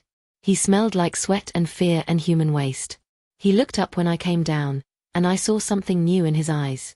Not hope, exactly. More like resignation. Like he'd given up trying to figure out what I wanted or how to manipulate his way free. I want to show you something, I said, pulling out my phone. I opened the photos of Emma's injuries and held the screen where he could see it. Look at these. Really look. Trevor's eyes moved across the images, the bruises, the burns, the broken skin. Each photo a testament to his violence. I swiped through them slowly, methodically, making him confront every mark he'd left on Emma's body. This is what you did, I said quietly. Your hands did this. Your fists, your boots, your rage. You looked at this woman, this person who loved you, who trusted you, who promised to spend her life with you, and you destroyed her piece by piece. I know, Trevor whispered. I've seen them. I know what I did. Do you? I challenged. Do you really? Because seeing is different from feeling. Understanding intellectually is different from understanding viscerally. You've been down here for days feeling helpless and afraid, but you still don't truly know what Emma experienced. You can't. Because you haven't lived in that fear for years. You haven't wondered if every day might be your last. You haven't had to hide bruises and make excuses and convince yourself you deserve the pain just to survive. Trevor closed his eyes. What do you want from me? What else can I give you? Nothing, I said. You can't give me anything. But you can give Emma something. His eyes opened. What? An apology, I said. A real one. Not the kind you've given before, the ones that were just preludes to the next beating. A genuine acknowledgement of what you've done and the harm you've caused. You're going to tell her everything. Every lie, every manipulation, every moment of cruelty. And you're going to do it without excuses or justifications or trying to make yourself look better. She's here. Trevor's voice rose in panic. Emma's in this house. Not yet, I said. But she will be. Tonight. And you're going to see what you've turned her into. What you've stolen from her. And maybe, if your apology is sincere enough, if your remorse is real enough, she'll find a way to move forward with her life. And what about me? Trevor asked. What happens to me after I apologize? I smiled, and it wasn't a kind smile. That depends entirely on what Emma wants to do with you. If you're wondering where this is going, stick with me. Because what happens next is the moment everything changed. The moment the thumbnail scenario you've been waiting for finally comes into play. This is where my daughter and I switched places, and Trevor learned a lesson he'll carry for the rest of his life. Make sure you're subscribed so you don't miss a moment, and check the description below for more incredible stories of justice and revenge. That night, just after 9 o'clock, I heard Diane's car pull up outside. I'd left the porch light off, no need to advertise to the neighbors that I had visitors. I met them at the door, and seeing Emma again made my heart clench. She looked better already. Some of the swelling had gone down. The bruises were fading to yellow-green. But more than that, something had returned to her eyes. A spark. A hint of the woman she used to be. "Mama," she said, and hugged me so tightly I could barely breathe. "I missed you so much." "I missed you too, baby," I whispered into her hair. Over her shoulder, I saw Diane watching us with worried eyes. I gave her a small nod. Everything was okay. Everything was going according to plan. When Emma pulled back, she looked around the house, her childhood home, the place she'd always been safe. "Why did you want me to come back? Is he?" "He's here," I said quietly. "In the basement. I need you to see him, Emma. I need you to confront what he did to you. Can you do that?" Fear flickered across her face, but it was different now. Not the paralyzing terror I'd seen that first night. This was more manageable. More like the healthy caution anyone would feel before facing their abuser. "You're sure it's safe?" she asked. "I'm sure," I said. "He's restrained. He can't hurt you. But you need to see him, Emma. You need to hear what he has to say. And then you need to make a decision about what happens next." Emma looked at Diane, who shrugged helplessly. "Your mother has a plan," Diane said. "I don't fully understand it, but I trust her. The question is, do you?" Emma turned back to me, studied my face like she was seeing me for the first time. Maybe she was seeing the version of her mother who would do anything, absolutely anything, to protect her child. "Yes," Emma said finally. "I trust you."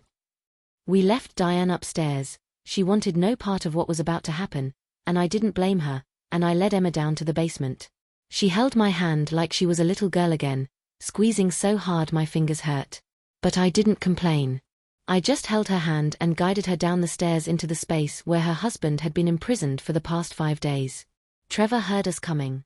I saw him try to straighten up, try to look less pathetic, but there was no hiding what 5 days of captivity had done to him. When his eyes landed on Emma, something complicated crossed his face. Shame, maybe. Fear. Definitely. And underneath it all, something that might have been relief. "Emma," he breathed. "Oh God, Emma, I'm so sorry. Please, you have to help me. Your mother's insane. She's been keeping me here, and I haven't done anything wrong, and—" "Stop," I said sharply. "That's not how this works, Trevor. You don't get to play victim here. You don't get to manipulate Emma anymore." Emma had gone very still beside me. She was staring at Trevor, really seeing him for the first time since she'd fled. Seeing him helpless. Seeing him diminished. Seeing him the way he'd so often made her feel. "He looks—" Emma's voice was barely a whisper. "He looks scared." "He is scared," I confirmed. "He's been scared for days. Wondering what's going to happen to him. Wondering if he'll ever leave this basement. Wondering if the person in control of his fate might hurt him just because they're angry or stressed or having a bad day. Sound familiar?" Emma's hand tightened on mine. "Yes," she said. Yes, it sounds very familiar. We walked closer to where Trevor was bound, and I felt Emma's steps falter. Even helpless and restrained, even pathetic and defeated, Trevor still represented years of trauma. Her body remembered him as a threat even when her mind knew he couldn't hurt her now. "It's okay," I murmured. "I'm right here. He can't touch you." Emma nodded and forced herself forward. We stopped about 6 feet away, close enough to see Trevor clearly, far enough that Emma felt safe. "Look at me," Emma said to Trevor, her voice stronger now. "Look at what you did to me." Trevor raised his head, and when he saw Emma's face, the fading bruises, the healing split lip, the still visible marks on her throat, he started to cry. Big, ugly sobs that shook his whole body. "I'm sorry," he choked out. "Emma, I'm so sorry. I never meant, I didn't want, I love you, I swear I love you." "You don't know what love is," Emma said, and the steadiness in her voice surprised me. This was my daughter finding her strength again. This was Emma reclaiming her power. Love doesn't hurt. Love doesn't control. Love doesn't destroy. What you did to me wasn't love, Trevor. It was torture. "I know," Trevor sobbed. "I know, and I'm sorry. Your mother, she's made me see, I understand now what I did to you. Please, Emma. Please forgive me. Please help me. Tell her to let me go and I'll leave you alone forever. I'll sign divorce papers, I'll give you everything, just please." "Mama," Emma said quietly, not taking her eyes off Trevor. "Can we have a few minutes alone?" Every protective instinct in my body screamed no. Leaving Emma alone with Trevor, even tied up, felt like abandoning her to danger. But I'd brought her down here for a reason. I needed her to face him. To see that he was just a man, not a monster, not an all-powerful force, just a sad, pathetic man who'd used violence to feel important. "I'll be right upstairs," I said. "You scream, I'll be down here in seconds." "Understood." Emma nodded. I gave Trevor one last warning look, asterisk hurt her and die asterisk, and then climbed the stairs. But I didn't go far. I stood just outside the basement door, listening. For a long moment, there was only silence. Then Emma's voice, quiet but firm. "Do you remember our wedding night?" "Yes," Trevor whispered. "Do you remember what you said to me? After you threw me against the wall?" "Emma, please. Answer me." A pause. Then, I said you'd embarrassed me. That you'd been flirting with the DJ. That you needed to learn your place." "My place," Emma repeated. "And what was my place, Trevor?" "Beside me," he said. "Supporting me. Being my wife." "Your property," Emma corrected. "That's what you meant. I was your property, to do with as you pleased. To hurt when you were angry. To control when you felt insecure. To destroy when I didn't behave exactly as you wanted." "No," Trevor said, but it sounded weak. "No, I just wanted us to be happy. I wanted our marriage to work." "By beating me?" Emma's voice rose. "By burning me with cigarettes? By holding my head underwater until I thought I'd drown? That was your version of making our marriage work." "I was wrong," Trevor said desperately. "I was so wrong. I see that now. Being here, being helpless, feeling scared all the time. It's shown me what I put you through. And I swear, Emma, I swear on everything I am that if you give me another chance—" "Stop," Emma said. The word cracked like a whip. "Just stop. You don't get another chance, Trevor. You don't get to promise to change and have me believe you. You know how many times you promised before? How many times you said it would never happen again, and then it did? I'm done believing your lies." "Then what do you want?" Trevor asked, and I heard real fear in his voice. "If you're not going to forgive me, if you're not going to let me go, then what? Are you going to leave me here to die? Are you and your insane mother going to kill me?" "I should," Emma said softly. "I should leave you here and let you starve. Let you feel even a fraction of the pain you caused me. But I'm not like you, Trevor. I don't enjoy hurting people. I don't get off on making someone else feel small and scared and worthless. So you're letting me go?" Hope crept into Trevor's voice. "No," Emma said. "I'm going to do something else. Something my mother suggested. Something that will make sure you never, ever forget what you've done." And that's when Emma called up the stairs. "Mama, I'm ready." I came down to find Emma standing taller than she had in years. There was color in her cheeks, fire in her eyes. She looked at me and smiled, a real smile, fierce and determined. "I want to do it," she said. "The switch.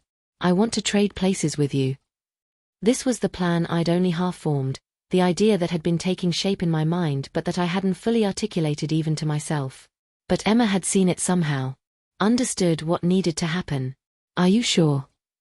I asked. "I'm sure," Emma said. "He needs to see me the way I used to see him. Not as a victim. As someone with power. Someone who could hurt him if she wanted to. Someone he should fear." Trevor's eyes went wide. "What? What switch? What are you talking about?" But Emma was already moving. She went to the corner where I'd left spare restraints and started examining them. Testing their strength. Learning how they worked. "Emma," Trevor said, his voice climbing toward panic. "Emma, please. Whatever you're thinking, don't. I'm sorry. I'll do anything. Please." Emma looked at him, and her smile was terrifying. Not because it was cruel, but because it was confident. Because it showed Trevor that his victim wasn't helpless anymore. That the woman he'd broken had found a way to put herself back together, and now she was the one in control. "Mama," Emma said, not looking away from Trevor. "Show me how to do this properly. I want to make sure he understands exactly what I went through. Every single moment of fear. Every second of helplessness. Everything." And as I began to teach my daughter how to become Trevor's warden, how to switch places with me and show her husband what justice looks like when it's served by the person you've wronged, I saw Trevor's face cycle through disbelief, fear, and finally understanding. He was about to learn what happens when you break a woman but forget to check if her mother knows how to build traps. The actual switching of places took less time than you'd think. I showed Emma how to secure the restraints, how to check the tightness of the ropes, how to position herself safely out of reach even though Trevor was already bound. She was a quick study, maybe because she'd spent so many years studying Trevor's methods, learning to predict his movements, understanding the mechanics of control through painful experience. What took longer was the psychological shift. Watching Emma transform from victim to, not quite captor, but something more complex. Someone reclaiming power. Someone refusing to let trauma define her forever. "I'm going to stay down here tonight," Emma announced after I'd gone through all the safety protocols. "I want him to see me. I want him to understand that I'm not afraid anymore." Trevor had gone silent, his face ashen. The reality of his situation was finally sinking in. He wasn't dealing with just me anymore. His wife, the woman he'd spent years breaking down, was now the one standing over him with all the power. "Emma," I said quietly, pulling her aside. "You don't have to do this. We can call the police right now. Show them the photos, file charges, let the system handle it." "And then what?" Emma asked, her voice hard in a way I'd never heard before. "He gets arrested. Maybe. Posts bail. Probably. Goes to trial in a year or two, if it ever gets that far. And the whole time, I'm looking over my shoulder, wondering if he's going to come after me for daring to report him. Wondering if he'll kill me before the trial. Wondering if a jury will even believe me, successful pharmaceutical rep versus unstable housewife who quit her job and isolated herself." She shook her head. "No. The system isn't built to protect women like me, Mama. You know that. This is the only way I'll ever truly be free." She was right, and we both knew it. The statistics were damning. Most domestic violence cases never resulted in significant jail time. Restraining orders were violated constantly. Women died waiting for a system that moved too slowly and cared too little. "Okay," I said, accepting her decision even though it terrified me. "But I'm staying too. You're not doing this alone." Emma hugged me, and I felt her trembling despite her brave words. "Thank you," she whispered. "For everything. For believing me. For saving me. For giving me a chance to save myself." We set up a makeshift sleeping area in the corner of the basement, some old camping equipment from when Richard and Emma used to go on father-daughter trips. 2 sleeping bags, a couple of pillows, a battery-operated lantern. It was surreal, camping out in my own basement while Emma's husband remained tied to the workbench like some dark centerpiece to our vigil. As night fell, Emma began to talk. Not to me, to Trevor. She sat in the folding chair I'd been using, just close enough that he could see her clearly in the lantern light, and she told him stories. But these weren't pleasant bedtime stories. These were recountings of every incident of abuse, every moment of terror, every time she'd thought he might actually kill her. "Do you remember the time you pushed me down the stairs?" Emma asked conversationally, like she was discussing the weather. "I was carrying laundry. You were angry because I'd forgotten to pick up your dry cleaning. You grabbed the laundry basket, threw it at me, and then shoved me. I fell all the way down, 14 steps. I couldn't move my left arm for 3 days, but you wouldn't let me see a doctor because you said I was being dramatic. That I'd just bruised it. Turns out it was broken. I can still feel where it healed wrong." Trevor didn't respond. What could he say? "Or the time you held my head underwater in the bathtub," Emma continued. "That was after I bought the wrong kind of beer at the grocery store. You said I was trying to disrespect you, that I wasn't paying attention to what you needed. You held me under for so long I thought I'd die.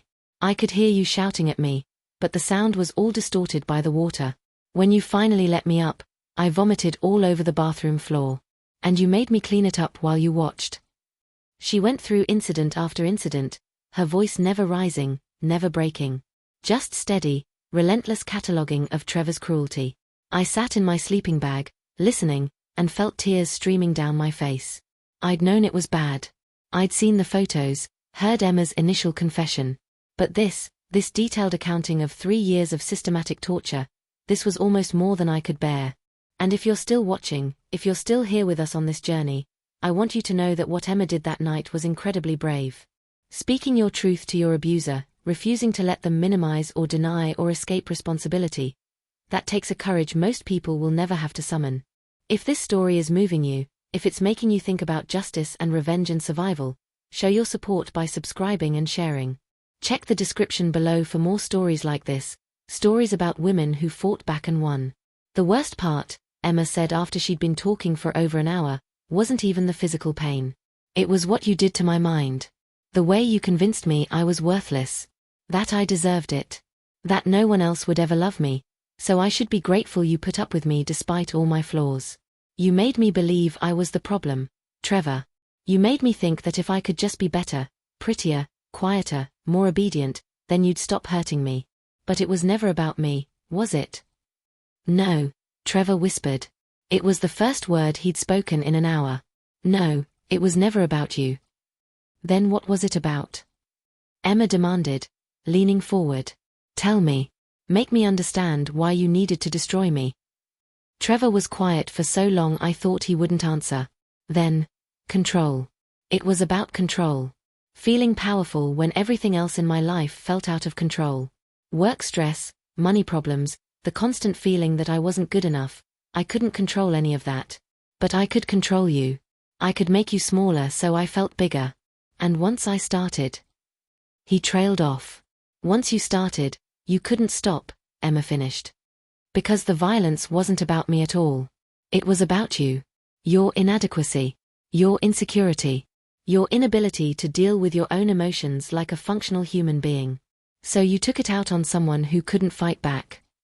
Yes, Trevor said, and he was crying again. Yes. And I'm sorry. I know that's not enough. I know sorry doesn't undo what I did. But I'm so fucking sorry, Emma. Emma stood up and walked closer to him. I tensed, ready to intervene if necessary, but she stayed just out of reach. Do you know what you took from me? She asked quietly. You took my career. My friends. My relationship with my family. My confidence. My joy. My ability to trust. My sense of safety in the world. You took everything that made me who I was and you destroyed it piece by piece. And for what? So you could feel like a big man. So you could have someone to kick when life didn't go your way. I don't know how to make it right, Trevor said desperately. Tell me what to do. Tell me how to fix this. You can't, Emma said simply. There's no fixing this, Trevor. There's no making it right. The only thing you can do is make sure you never hurt anyone else the way you hurt me. And the only way I can believe that is if you understand, really, truly understand, what it feels like to be me. To be powerless. To be afraid. To be at someone else's mercy. She turned back to me. Mama, I need you to go upstairs for a while. Emma. Please, she said. I need to do this alone. I need him to see me as the only person in control. Not you. Me. Every instinct screamed at me to refuse. But I looked at my daughter, standing tall, speaking clearly, radiating a strength I hadn't seen in years, and I understood. This was her moment. Her justice. Her healing. I couldn't take that from her, no matter how much I wanted to protect her. I'll be right upstairs, I said. You call if you need me. I will, Emma promised. I climbed the stairs on shaking legs, my body protesting after hours on the hard basement floor. Diane was waiting at the top, her face tight with worry. Is she okay? Diane asked. She's more than okay, I said. She's taking back her power. We sat together in the living room, not speaking much, just listening to the muffled sound of Emma's voice coming from below. I couldn't make out the words, but the tone was steady, strong. Whatever she was saying to Trevor, she was saying it with conviction. Around midnight, Emma called up the stairs. Mama, can you come down? I found her sitting cross-legged on her sleeping bag, looking exhausted but somehow lighter. Trevor was exactly where we'd left him, but something about him had changed too. He looked defeated. Completely and utterly broken. We made a deal, Emma announced. Trevor and I. A deal. I repeated carefully. He's going to sign divorce papers, Emma said. Give me the house, half of everything in the bank accounts, and a settlement large enough that I'll never have to worry about money. He's also going to write a detailed confession of everything he did to me. Every incident, every injury, everything, and he's going to give it to a lawyer to hold. If he ever comes near me again, if he ever tries to hurt me or contact me or interfere with my life in any way, that confession goes to the police, the media, his employer, everyone. And if he violates the agreement? I asked. Then the confession gets released, Emma said. His career is over. His reputation is destroyed. And the evidence is strong enough that he'll likely go to prison. He understands that. Don't you, Trevor? Yes, Trevor said hoarsely. I understand. There's more, Emma continued. Trevor is going to therapy. Real therapy, with a specialist in domestic violence. He's going to attend batterer intervention programs. He's going to do the work to understand why he did what he did and how to make sure he never does it again. And every 6 months, he's going to send me proof that he's still going. If he stops, the confession gets released. It was brilliant. Emma had essentially created a system of accountability that would last for years, maybe decades. Trevor would spend the rest of his life knowing that his secret was one violation away from destroying him. He'd never be able to hurt another woman without the weight of exposure hanging over his head. And what about the time he spent here? I asked. Does he agree not to go to the police about that? He does, Emma said. Because if he tries to press charges against you, I'll release the confession myself. I'll show everyone what he did to me and explain that you were protecting your daughter from a violent abuser. Public opinion would be on our side, and he knows it. Don't you, Trevor? Yes, Trevor whispered. I won't say anything. I swear. Get it in writing, I said. All of it. The financial settlement, the confession, the agreement not to pursue charges. Everything legally binding. We will, Emma said. Tomorrow. Tonight. Tonight I just want him to sit there and think about what he's done. What he's lost. What it cost him to need to feel powerful. I nodded and settled back into my sleeping bag. Emma lay down beside me, and we turned off the lantern. In the darkness, I could hear Trevor's breathing, ragged, uneven, the sound of a man who'd finally been forced to confront his own monstrosity. Mama. Emma whispered after a while. Yes, baby. Thank you for teaching me that I could fight back. That I didn't have to just accept what he did to me. That being a victim wasn't my only option. You taught yourself that, I said. I just gave you a safe place to remember who you were before he tried to destroy you. We didn't sleep much that night. None of us did. But as dawn crept through the small basement window, painting everything in shades of grey and gold, I felt something shift. The nightmare was ending. Not in the way I'd originally planned, with Trevor broken and imprisoned indefinitely, but in a way that gave Emma power over her own story. Control over her own future. The ability to move forward without always looking over her shoulder. The next morning, we brought Trevor upstairs. Let him shower, gave him clean clothes from the bag I'd retrieved from his car days ago, fed him a real meal. He moved like a ghost, silent and subdued, following every instruction without argument. The fight had gone out of him completely. Diane called a lawyer, a friend of hers who specialized in family law and domestic violence cases. The woman, Patricia Chen. No, wait, I can't use that name. The lawyer, Patricia Brennan, arrived within an hour. She took one look at the situation, Trevor's defeated posture, Emma's healing injuries, my protective stance, and understood immediately what had happened here, even if she didn't know all the details. Let's get this documented properly, Patricia said, all business. She spent the next 3 hours drafting agreements, taking Trevor's confession, recorded on video, with Emma present as a witness, and ensuring every clause was airtight. Trevor signed everything without protest. Agreed to every term. Gave Emma everything she asked for and more. When it was done, Patricia pulled me aside. I don't know what you did, she said quietly. And I don't want to know. But whatever it was, it worked. I've been doing this for 20 years, and I've never seen an abuser capitulate this completely. Usually they fight tooth and nail to maintain control, even when they know they're beat. Sometimes people need to learn lessons the hard way, I said. Patricia looked at me for a long moment. Then she smiled, a small, knowing smile. Sometimes they do. And sometimes they need someone brave enough to teach them. By noon, Trevor was gone. He left in his own car, driving away from my house for the last time. The divorce papers were filed. The confession was sealed with Patricia's firm, with instructions for its release if Trevor violated any part of their agreement. Emma was free. We stood on my porch and watched him drive away, the three of us, me, Emma, and Diane. Emma was crying, but not from sadness. From relief. From release. From the overwhelming feeling of a weight being lifted that she'd carried for so long she'd forgotten what it felt like to stand up straight. It's over, she whispered. It's really over. It's over, I confirmed, wrapping my arms around her. You're safe now, baby. You're safe. But even as I said it, even as we celebrated Emma's freedom, I couldn't shake the feeling that something in me had fundamentally changed. I'd crossed lines I never thought I'd cross. Done things I never imagined I was capable of. And while I didn't regret it, would do it all again in a heartbeat if Emma needed me to, I also knew I could never go back to being the woman I was before Emma knocked on my door that October night. Some transformations are permanent. Some lines, once crossed, redraw your entire map of who you are and what you're capable of. I'd learned that I was capable of extraordinary things when my child was in danger. The question was, what else was I capable of? And did I want to find out?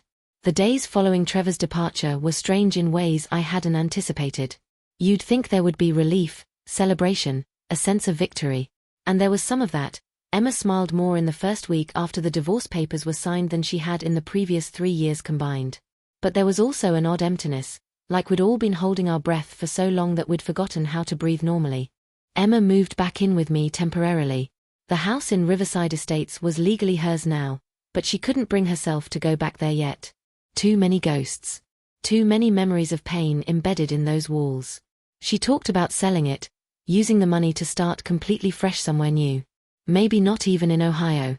Maybe somewhere warm, Arizona or New Mexico. Somewhere the sun could burn away the last shadows of her life with Trevor. I want to go back to teaching, she told me one morning over coffee. We were sitting at my kitchen table, the same table where she told me about the abuse, where I'd planned her rescue, where everything had changed. I miss the kids. I miss having a purpose beyond just surviving. Then do it, I encouraged. Apply for positions. Update your resume. You've got time before the next school year starts. Emma nodded, but I could see the fear still lurking in her eyes. Fear that she wasn't good enough anymore. That Trevor had broken something in her that couldn't be repaired. That she'd show up to a classroom and find she couldn't connect with the children the way she used to. What if I'm different now? She asked quietly. What if I can't be the teacher I was before? Those kids deserve someone whole, someone who can focus on them and their needs. Not someone who's still picking up pieces of herself. I reached across the table and took her hand. Emma, everyone who goes through trauma is changed by it. That doesn't mean you're broken. It means you're human. And honestly, I think the kids will benefit from having a teacher who understands that life can be hard. That sometimes people hurt. That healing is possible, but it takes time. When did you get so wise? Emma asked with a small smile.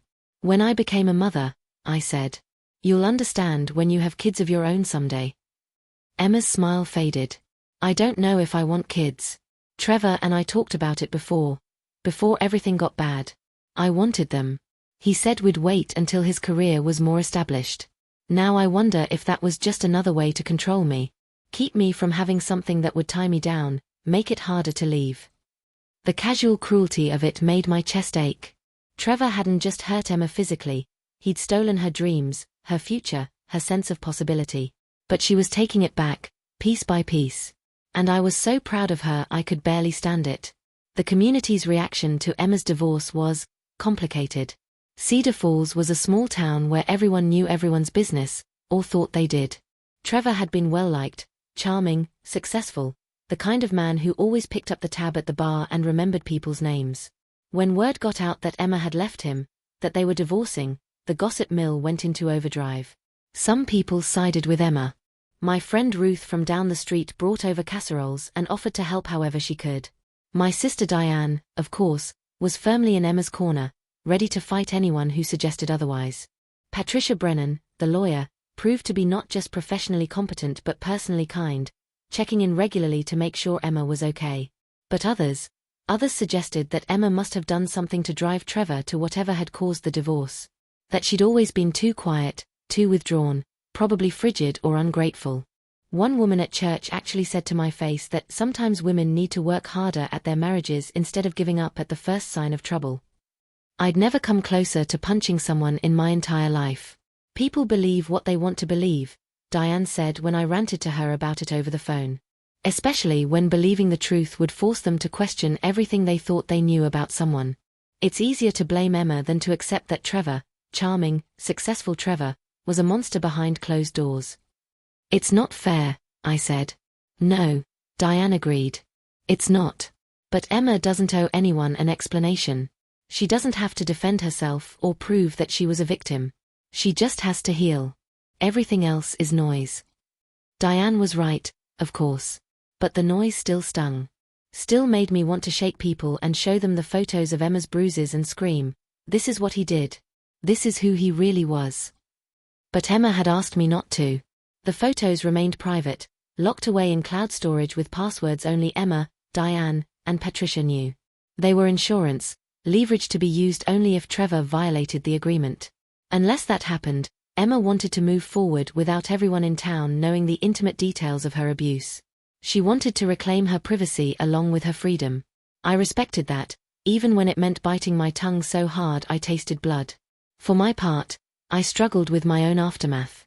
The basement had been scrubbed clean, the workbench moved back to its original position, all evidence of Trevor's imprisonment erased. But I couldn't go down there without remembering. Couldn't look at that space without seeing Trevor tied to the bench, hearing Emma's voice as she confronted her abuser, feeling the weight of what we'd done settling into my bones. Had it been worth it? Yes. Absolutely. Emma was free, and Trevor was too afraid of exposure to ever bother her again. We'd achieved what the justice system likely never would have, genuine accountability and lasting consequences. But it had changed me. I looked at my neighbors differently now, wondering what secrets they kept. What violence might be happening behind closed doors that everyone was too polite to acknowledge. How many other Emmas were out there, suffering in silence, convinced they had no options. And I wondered, if another woman showed up at my door the way Emma had, would I do it again? Would I kidnap and imprison her abuser? Would I help her stage a confrontation that existed in a legal gray area at best? I thought I probably would. And that realization was both empowering and terrifying. One evening, about 3 weeks after Trevor left, Emma and I were watching TV when my doorbell rang. It was late, almost 9 o'clock, and we weren't expecting anyone. Emma's whole body went rigid, her face draining of color. "It's him," she whispered. "He changed his mind. He's come back for me." "Stay here," I said, standing up. I grabbed my phone, ready to call 911 if necessary, and went to the door. Through the peephole, I saw a woman I didn't recognize, maybe mid-30s, blonde, wearing a business suit that looked expensive. She was alone. I opened the door but kept the chain lock in place. "Can I help you?" "Are you Catherine Porter?" the woman asked. Her voice was professional, controlled, but I detected an undercurrent of desperation. Who's asking? My name is Jennifer Walsh. I was Trevor Whitmore's girlfriend. Before he married Emma. My blood went cold. I don't think we have anything to discuss. Please, Jennifer said, and the desperation broke through. Please, just give me 5 minutes. I need to talk to you. To Emma, if she's here. It's important. Against my better judgment, I let her in. Emma had come to the doorway of the living room, and when she saw Jennifer, her eyes widened with recognition. I know you, Emma said. You work at Trevor's company. I met you at the Christmas party his first year there. Yes, Jennifer confirmed. She looked at Emma, and I saw her eyes taking in the fading bruises, the way Emma held herself protectively, all the signs of someone who'd been hurt. Oh God, Jennifer breathed. He did it to you too. Did what? Emma asked, but I think she already knew. Hit you. Controlled you. Made you feel like you were crazy, like everything was your fault. Jennifer's voice shook. We dated for 2 years before he left me for you. At first, he was perfect. Then he started getting angry. Jealous. He'd accuse me of flirting with other men, of trying to make him look bad. One night, he pushed me. Just a push, but hard enough that I hit the wall. He apologized, said it would never happen again. But it did. Again and again. Eventually, I got smart and left. But he told everyone I was unstable, that I'd made up stories about him because I was bitter about the breakup. No one believed me. Emma had sat down heavily on the couch. How did you find out about us? About the divorce? I still have friends at the company, Jennifer said. They told me Trevor took a week off, came back looking like hell, and filed for divorce. Said you'd left him. I hoped maybe you'd gotten away. That you'd been smarter than me. But I needed to know. I needed to know if he'd hurt you too, or if maybe I really had been crazy all along. You weren't crazy, Emma said firmly. He did hurt you. Just like he hurt me. And probably like he'll hurt the next woman who's unlucky enough to get involved with him. Unless, I thought, the threat of that confession keeps him in line. Unless the fear of exposure is strong enough to override his need for control. But I didn't say that out loud. Jennifer didn't need to know about our particular methods of justice. Thank you, Jennifer said, tears streaming down her face. Thank you for believing me. For validating that it was real. Do you know how many people told me I was exaggerating? That Trevor was such a nice guy, he'd never do something like that. I know exactly, Emma said. I'm dealing with the same thing now. People can't accept that someone charming can also be violent. That abuse doesn't look like what they expect it to look like. Jennifer stayed for another hour. She and Emma swapped stories, not just about Trevor's abuse, but about the aftermath. The difficulty of rebuilding your life. The challenge of trusting again. The way trauma changes you in ways both visible and invisible. It was like watching Emma find a sister in suffering, someone who truly understood what she'd been through. Before Jennifer left, she asked, "Did you press charges?" Because I didn't, and I've regretted it every day since. If you're willing to testify about what he did, I'd be willing to come forward about my experiences. Maybe together we'd have a strong enough case. Emma glanced at me, and I saw the question in her eyes. We had something better than charges.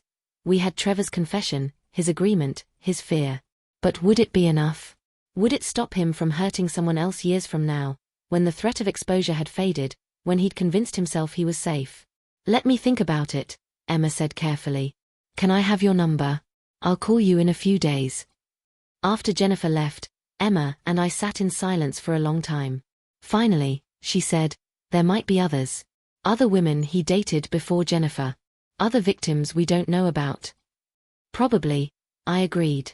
Men like Trevor don't just wake up one day and decide to become abusers. They practice.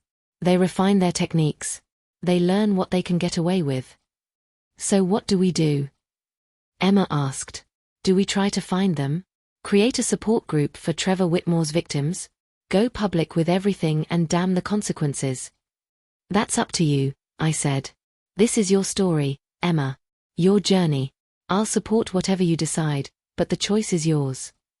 Emma nodded slowly. I need time to think. But Mama, thank you. For everything. For saving me. For helping me save myself. For showing me that I didn't have to just accept what Trevor did to me as my fate. That's what mothers do, I said. We fight for our children. By any means necessary. And if you're wondering whether Emma decided to go public, whether she and Jennifer and possibly other victims came forward to expose Trevor, well, that's a story for another time. For now, what matters is that Emma was free. Safe. Beginning to heal. And Trevor was locked in a cage of his own making, trapped by his past actions and the constant threat of exposure. Justice doesn't always look like what we expect. Sometimes it's not about courts and juries and punishment handed down by the system. Sometimes it's about a mother and daughter taking back power. About victims becoming survivors. About teaching a monster that there are consequences, even when the law turns a blind eye. Would I do it all again? In a heartbeat. Every single moment. Every crossing of every line. Because at the end of the day, I had my daughter back. And that was worth everything. 3 months after Trevor signed the divorce papers, Emma got a phone call that changed everything again. Not in the catastrophic way the first phone call from Trevor had, but in a way that proved the story wasn't over. That stories like ours never really end, they just transform, spreading outward like ripples in still water, touching lives we never expected to touch. The call came from Patricia Brennan, our lawyer. Emma answered on speakerphone while we were making dinner together. Spaghetti, Emma's favorite, something she'd been too afraid to cook in Trevor's house because he'd criticized everything she made. Emma, I need to tell you something, Patricia said, her voice tight with controlled anger. Trevor violated the agreement. Emma's face went white. The wooden spoon she'd been using clattered to the floor. What? How? When? He missed his therapy appointment, Patricia said. The 6th-month check-in. I reached out to the counselor he was supposed to be seeing, and they said he stopped coming after the 3rd session. That was 2 months ago.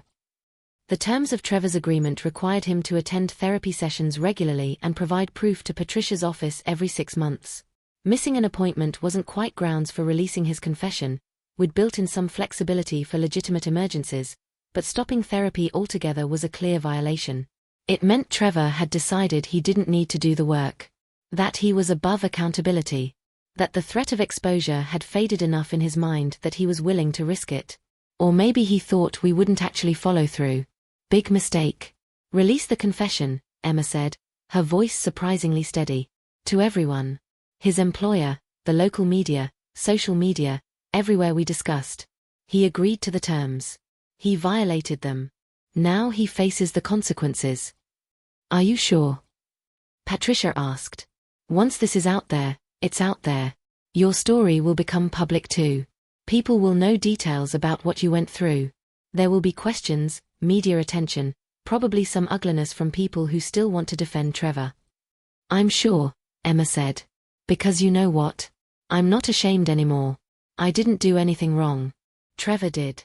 And if going public with my story means preventing him from hurting someone else, or showing another woman that she can escape, that she can fight back, then it's worth it. I grabbed Emma's hand and squeezed. This was her choice, her decision to make. But I was so proud of her I could barely speak. All right, Patricia said. I'll start the process tomorrow morning. Emma, be prepared. Once this hits, your phone is going to blow up. You might want to consider making yourself scarce for a few days. Maybe stay with your Aunt Diane. But Emma shook her head, even though Patricia couldn't see it. No. I'm staying right here. Let them come. Let them ask their questions. I'm done hiding. The confession was released on a Wednesday morning. Patricia had coordinated with a local investigative journalist who'd been covering domestic violence issues for years, a woman named Rebecca Torres who promised to handle the story with sensitivity while still exposing Trevor's actions. The article went live at 8 a.m., complete with excerpts from Trevor's videotaped confession, medical records documenting Emma's injuries, and photographs that Emma had given permission to use. Within hours, the story had spread beyond Cedar Falls. Regional news picked it up. National domestic violence organizations shared it on social media. By evening, #JusticeForEmma was trending on Twitter, with thousands of people sharing their own stories of abuse and escape. And then the phone calls started. The first was from Jennifer Walsh, Trevor's ex-girlfriend. I saw the article, she said, her voice thick with emotion. Emma, you're so brave. I want to come forward too. I want to add my story to yours. Show that Trevor had a pattern of behavior, that this wasn't an isolated incident. The second call came from a woman named Lisa Martinez. No, I can't use that name either. Lisa Brennan. No relation to Patricia, different spelling. Lisa had dated Trevor in college, before Jennifer, before Emma. She described similar patterns of control and violence, escalating over their 2-year relationship until she transferred to a different university just to get away from him. By the end of the first week, 7 women had come forward.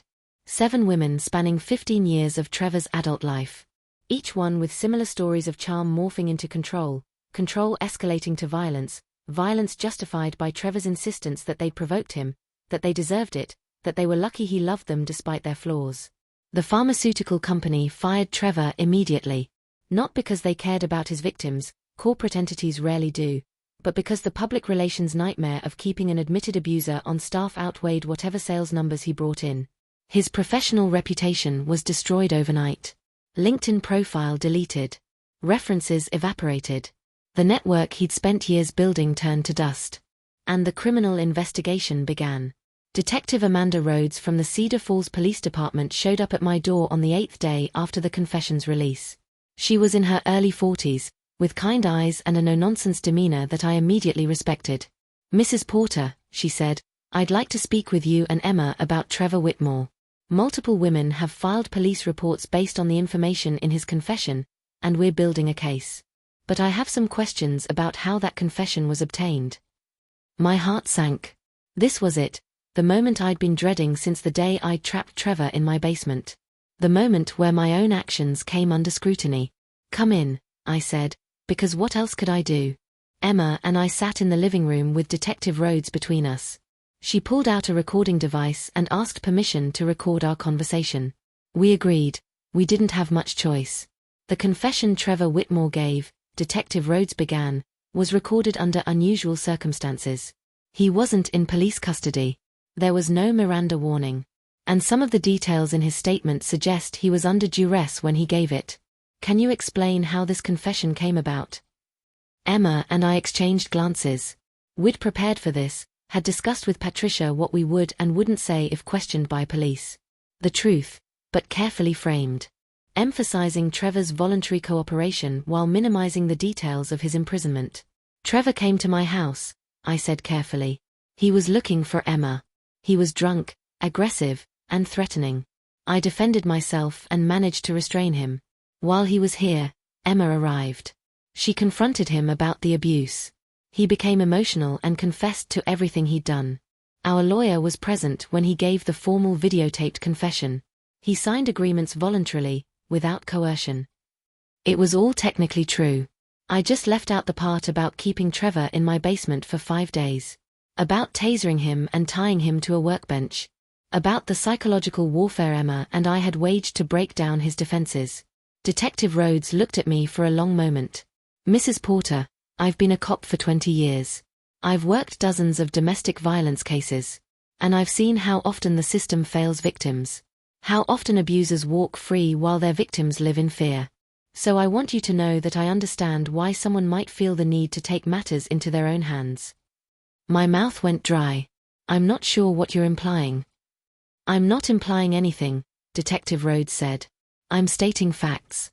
The confession we have is problematic from an evidentiary standpoint because of how it was obtained. A good defense lawyer could probably get it thrown out. But here's the thing, we don't need it. We have 7 women willing to testify. We have medical records. We have documentation. We have more than enough to prosecute Trevor Whitmore without relying on a confession that might be inadmissible." Relief flooded through me.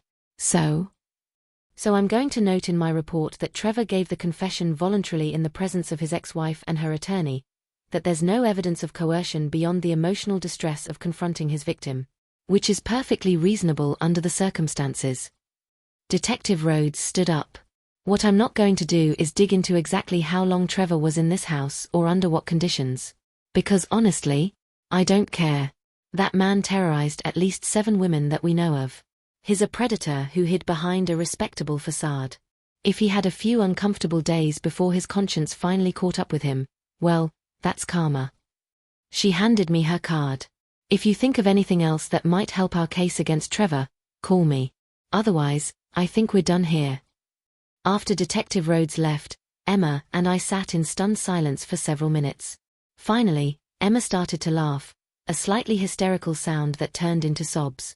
I held her while she cried, releasing tension that had been building since the moment we decided to go public. We did it, she whispered when she could speak again. We actually did it. He's going to face real consequences. Not just our private justice, but actual legal consequences. You did it, I corrected. You were brave enough to tell your story. To let other women know they weren't alone. That made all the difference. The trial took place 11 months after Emma first showed up at my door covered in bruises. Trevor pleaded not guilty initially, tried to claim that all 7 women were lying, that this was some kind of conspiracy against him. His lawyer attempted to argue that the confession was coerced, just as Detective Rhodes had predicted. But the evidence was overwhelming. Medical records spanning 15 years. Testimonies from doctors, friends, family members who'd witnessed suspicious injuries. Expert witnesses on domestic violence patterns. And 7 women, including my Emma, who stood up in court and told their stories with unwavering strength. The jury deliberated for less than 4 hours. Guilty on multiple counts of domestic violence, assault, and battery. The judge sentenced Trevor to 15 years in prison. Emma and I were in the courtroom when the verdict was read. I watched Trevor's face as the foreman announced guilty on count after count. Watched the realization sink in that his charm, his lies, his manipulation, none of it was going to save him this time. That he would actually face consequences for the pain he'd inflicted. When it was over, Emma stood up and walked past Trevor's table on her way out of the courtroom. He looked up at her, and for a moment, their eyes met. I don't know what he saw in her expression, forgiveness, anger, indifference, but I know what I saw, a survivor. A woman who'd been broken and had put herself back together stronger than before. Outside the courthouse, we were met by reporters. Cameras flashed. Microphones were shoved in our faces. Questions came from all directions. Emma, how do you feel about the verdict? What message do you have for other domestic violence survivors? What was it like to testify against your ex-husband? Emma took a deep breath and stepped up to the cluster of microphones. I feel relieved, she said clearly. Relieved that Trevor Whitmore can't hurt anyone else for a very long time. But more than that, I feel grateful for my mother, who saved my life. Grateful for the other women who came forward and shared their stories. Grateful for the justice system that finally worked the way it's supposed to. She paused, looking directly into the cameras. If you're in an abusive relationship right now, please know this, it's not your fault. You don't deserve the pain. And there is a way out. It might not look like what you expect. It might require courage you don't think you have. But you do have it. You're stronger than your abuser has made you believe. Reach out to someone, a friend, a family member, a domestic violence hotline. Don't suffer in silence the way I did for so long. Because you deserve to be safe. You deserve to be happy. You deserve a life free from fear. Her voice cracked slightly on the last words, but she held her composure. I stood beside her, one hand on her shoulder, letting her have this moment. This was her victory, her testimony, her message to the world. The questions continued, but Emma had said what she needed to say. We pushed through the crowd, got into Diane's car. She'd driven us to the courthouse, and left. Behind us, the media circus continued, but we were done. We'd gotten what we came for. Justice. In the weeks that followed Trevor's sentencing, something unexpected happened. The story of Emma's survival, and my role in it, sparked a national conversation about how society handles domestic violence. People debated whether my actions had been justified or whether I'd crossed ethical lines. Some called me a hero. Others called me a vigilante. Think pieces were written.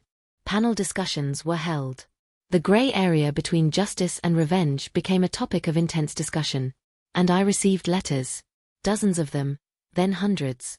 Women writing to tell me their own stories of abuse and escape. Mothers asking for advice on how to help their daughters. Survivors thanking me for showing that there were other options beyond the traditional channels that so often failed them. Some of the letters broke my heart. Asterisk, my daughter is trapped with a man like Trevor. The police say they can't do anything without evidence. By the time there's enough evidence, she might be dead. What should I do? Asterisk. Asterisk, I left my abuser 3 times. He found me every time. The restraining order is just paper. I'm running out of places to hide. Asterisk. Asterisk, my best friend's husband is killing her slowly. Everyone can see it, but no one wants to get involved. How do I help her when she's too scared to help herself? Asterisk. I couldn't answer all of them. Couldn't provide solutions to problems so complex and dangerous. But I tried to respond to as many as I could, offering what wisdom I'd gained from my own experience. That sometimes the system isn't enough. That women shouldn't have to wait for the justice system to catch up with their need for safety. That mothers, sisters, friends, we all have power if we're willing to use it. Some people suggested I write a book. Others wanted me to start a foundation or become some kind of spokesperson for domestic violence awareness. I declined all of it. This had never been about fame or recognition. It had been about saving my daughter. About making sure one specific monster faced consequences for his actions. I was 63 years old. I'd lived a quiet life as a school librarian, a wife, a mother. I'd never imagined doing anything that would put my name in newspapers or make strangers have opinions about my character. And honestly, I was ready to go back to being anonymous. To being just Catherine Porter, grandmother and retired librarian, living quietly in Cedar Falls, Ohio. But Emma had other ideas. I want to go back to teaching, she announced one morning about a month after the trial. But not just regular teaching. I want to work with at-risk kids. Kids from troubled homes.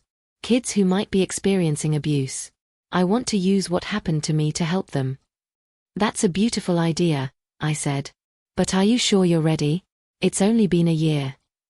I'm ready, Emma said firmly. I've done the therapy. I've processed the trauma. And I've realized something, Mama. Trevor took 3 years of my life. I'm not giving him one more day. I'm not letting what he did to me define my future. I'm moving forward. And she did. Emma got a job teaching at an alternative school for students who'd struggled in traditional settings, many of them dealing with trauma, abuse, neglect. She became known as the teacher who understood, who didn't judge, who created a safe space where students could talk about the hard things. Within a year, she'd started a support group for students dealing with domestic violence in their homes. She brought in counselors, lawyers, social workers, anyone who could help. Emma was taking her pain and transforming it into purpose, turning her survival into service. And watching her do it was the most beautiful thing I'd ever seen. As for me, I settled back into my quiet life. But I was changed, fundamentally and irreversibly. I looked at the world differently now. Saw the hidden violence more clearly. Understood the systems that failed women and the courage it took to fight back when those systems let you down. I also started volunteering at the local domestic violence shelter. Nothing dramatic. I helped with administrative work, donated money, served meals. But I was there, present, doing what I could in more conventional ways to help women escape situations like Emma's. And sometimes, late at night when I couldn't sleep, I'd go down to the basement. Stand in the spot where I'd kept Trevor imprisoned. Remember what I'd done. Question it. Justify it. Accept it.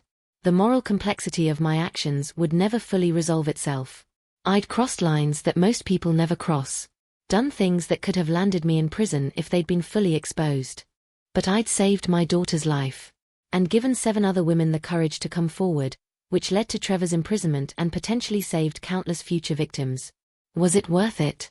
The sleepless nights, the moral uncertainty, the knowledge that I was capable of violence when pushed far enough? Yes.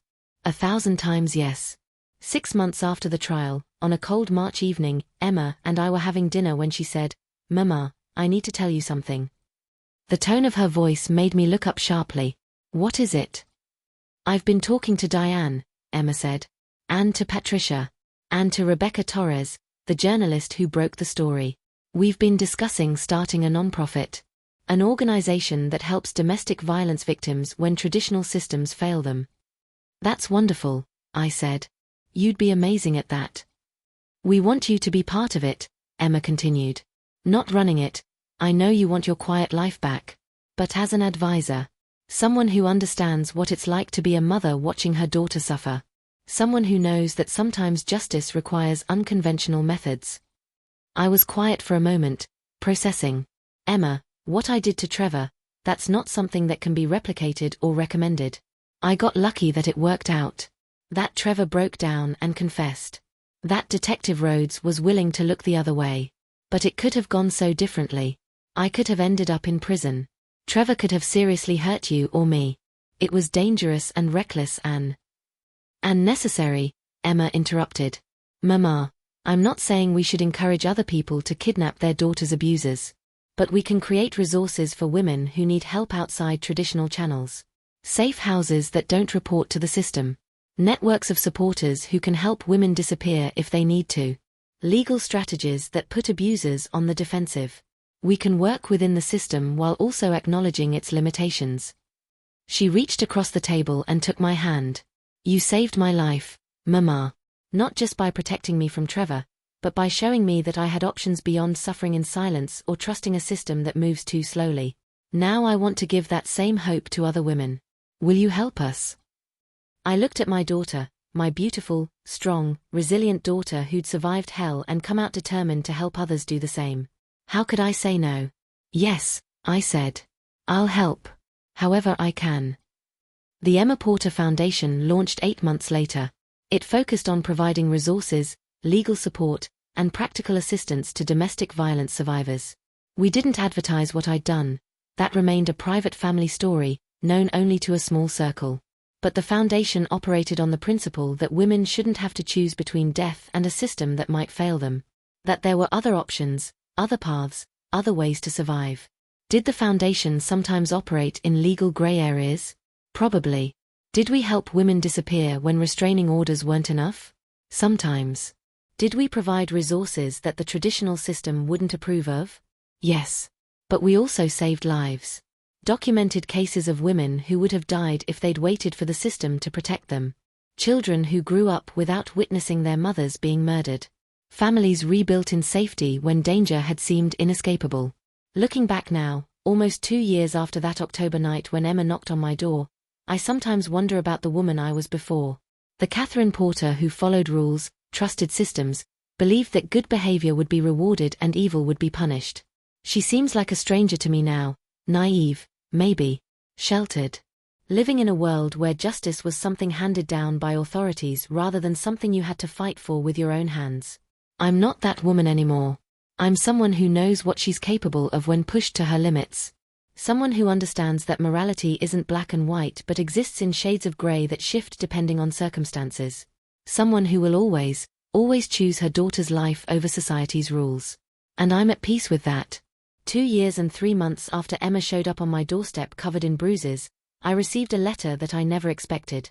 It was addressed to me care of the Emma Porter Foundation, forwarded through several channels to protect my privacy. The return address was a state prison facility about 3 hours north of Cedar Falls. It was from Trevor. My first instinct was to throw it away unopened. What could he possibly have to say that I wanted to hear? But curiosity got the better of me. I opened it while sitting at my kitchen table, the same table where so much of this story had unfolded, and I read his words with a mixture of skepticism and bitter satisfaction. The letter was long, handwritten in surprisingly neat script. Trevor had always been particular about his presentation, even in prison, apparently. He started with an apology, not the manipulative kind he'd given Emma so many times before, but something that felt more genuine. More broken. I know you have no reason to believe anything I say, he wrote. I know I've lied and manipulated and hurt so many people that my words are worthless. But I'm writing this anyway, because I need you to know that what you did, what you and Emma did, it worked. You changed me in a way that nothing else could have. He went on to describe his time in prison. How the other inmates had learned what he was in for. Domestic violence is not respected even in prison, apparently. How he'd been forced to attend intensive therapy as part of his sentence. How the isolation and powerlessness had given him time to truly confront what he'd done. I spent 5 days in your basement, he wrote, feeling helpless and scared and uncertain about my future. Those were the worst 5 days of my life. But they were also the most important. Because they gave me just a glimpse, just a tiny fraction, of what I put Emma through for 3 years. What I put Jennifer and Lisa and all the others through before her. I finally understood what it felt like to be at someone else's mercy. To wonder if they might hurt you just because they could. To have no control over your own fate. Asterisk. The letter continued for several pages. Trevor described how he'd started volunteering for the prison's domestic violence education program, speaking to other inmates about his crimes and the harm he'd caused. How he'd been in therapy 3 times a week for the past year. How he'd started writing letters to his victims, not sent, but kept in a journal, trying to fully acknowledge each act of violence, each moment of cruelty, each choice he'd made that had destroyed someone else's peace and safety. Asterisk, I don't expect forgiveness. Asterisk, he wrote near the end. Asterisk, I don't deserve it. What I did to Emma, to all of them, is unforgivable. But I want you to know that I'm doing the work. Really doing it, not just pretending so I can get out early or look good for a parole board. I'm trying to become the man I should have been all along. The man Emma deserved. The man my mother needed my father to be. Asterisk. He ended the letter with something that made me put it down and stare at the wall for a long time. Asterisk, you terrified me, Catherine. You were scarier than any cop, any judge, any punishment the legal system could have given me. Because you made me feel what I'd done. You didn't just tell me it was wrong, you made me experience it. And that lesson will stay with me for the rest of my life. I will never raise my hand to another woman. I will never try to control someone through fear. I will never become my father again.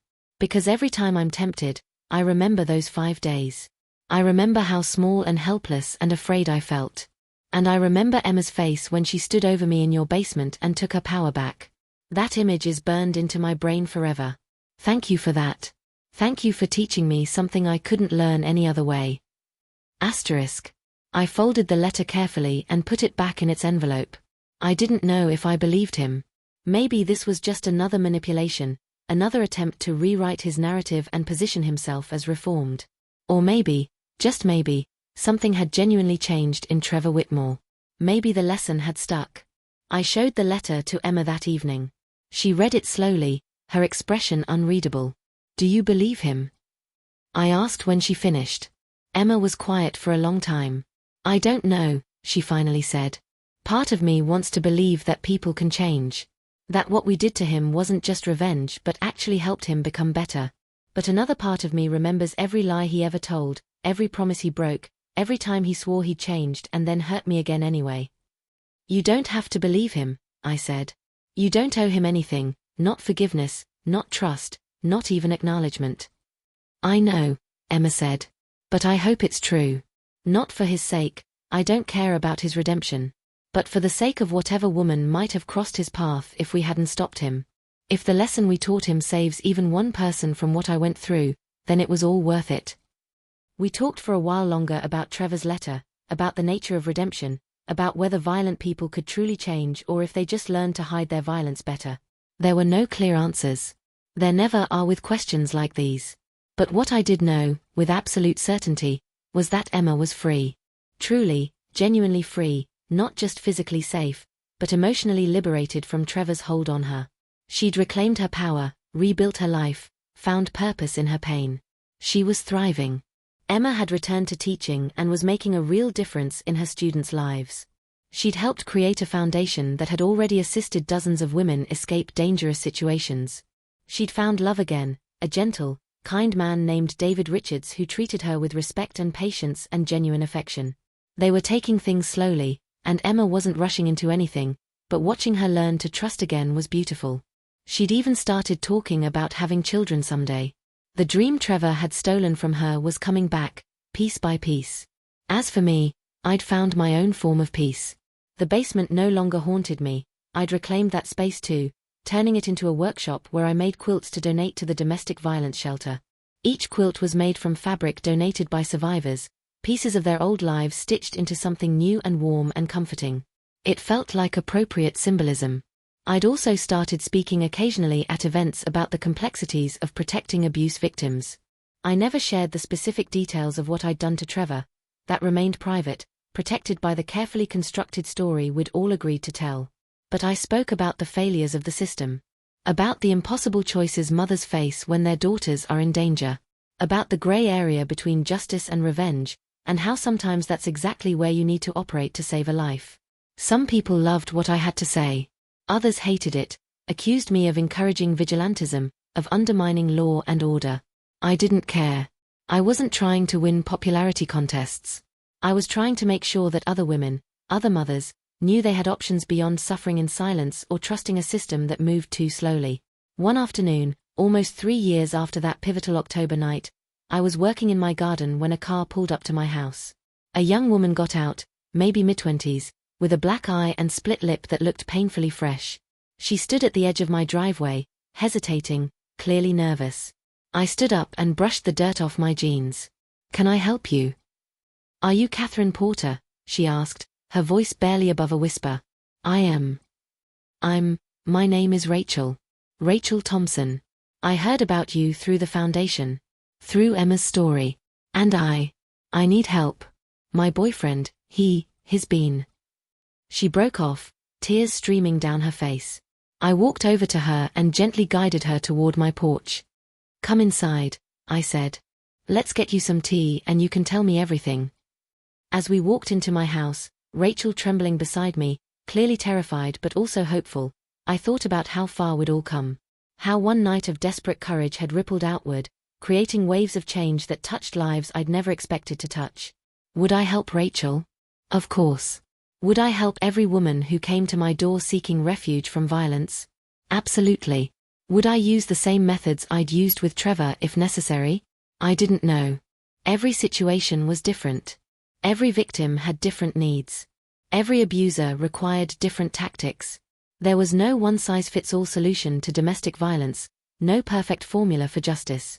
But what I did know was this: I would never again stand by and watch someone I could help suffer needlessly. I would never again trust the system to protect women when I could see it failing them in real time. I would never again be that naive woman who thought following the rules was more important than saving lives. I'd learned my lesson too. Just like Trevor had learned his. Just like Emma had learned hers. The difference was, our lessons made us stronger. Made us fighters. Made us survivors and protectors and warriors for justice in all its messy, complicated forms. And as I sat Rachel down at my kitchen table, the table where so many difficult conversations had taken place, where so many transformations had begun, I smiled. Not a happy smile, exactly. More like the smile of someone who knows exactly who they are and what they're capable of. "Tell me everything," I said to Rachel. "Start from the beginning. And don't leave anything out. Because I promise you, you're not alone anymore. And your boyfriend is about to learn the same lesson Trevor Whitmore learned. That sometimes, when you hurt someone's daughter, you don't just face the victim. You face her mother. And a mother's love is the most powerful, and most dangerous, force in the world." To everyone who stayed with me through this entire journey, thank you. Thank you for listening to my story, for understanding why I did what I did, for recognizing that sometimes justice doesn't look like what we expect it to look like. If you or someone you love is experiencing domestic violence, please reach out for help. Call the National Domestic Violence Hotline at 1-800-799-7233. Talk to someone you trust. Make a safety plan. Document everything. And remember, you deserve to be safe. You deserve to be loved without fear.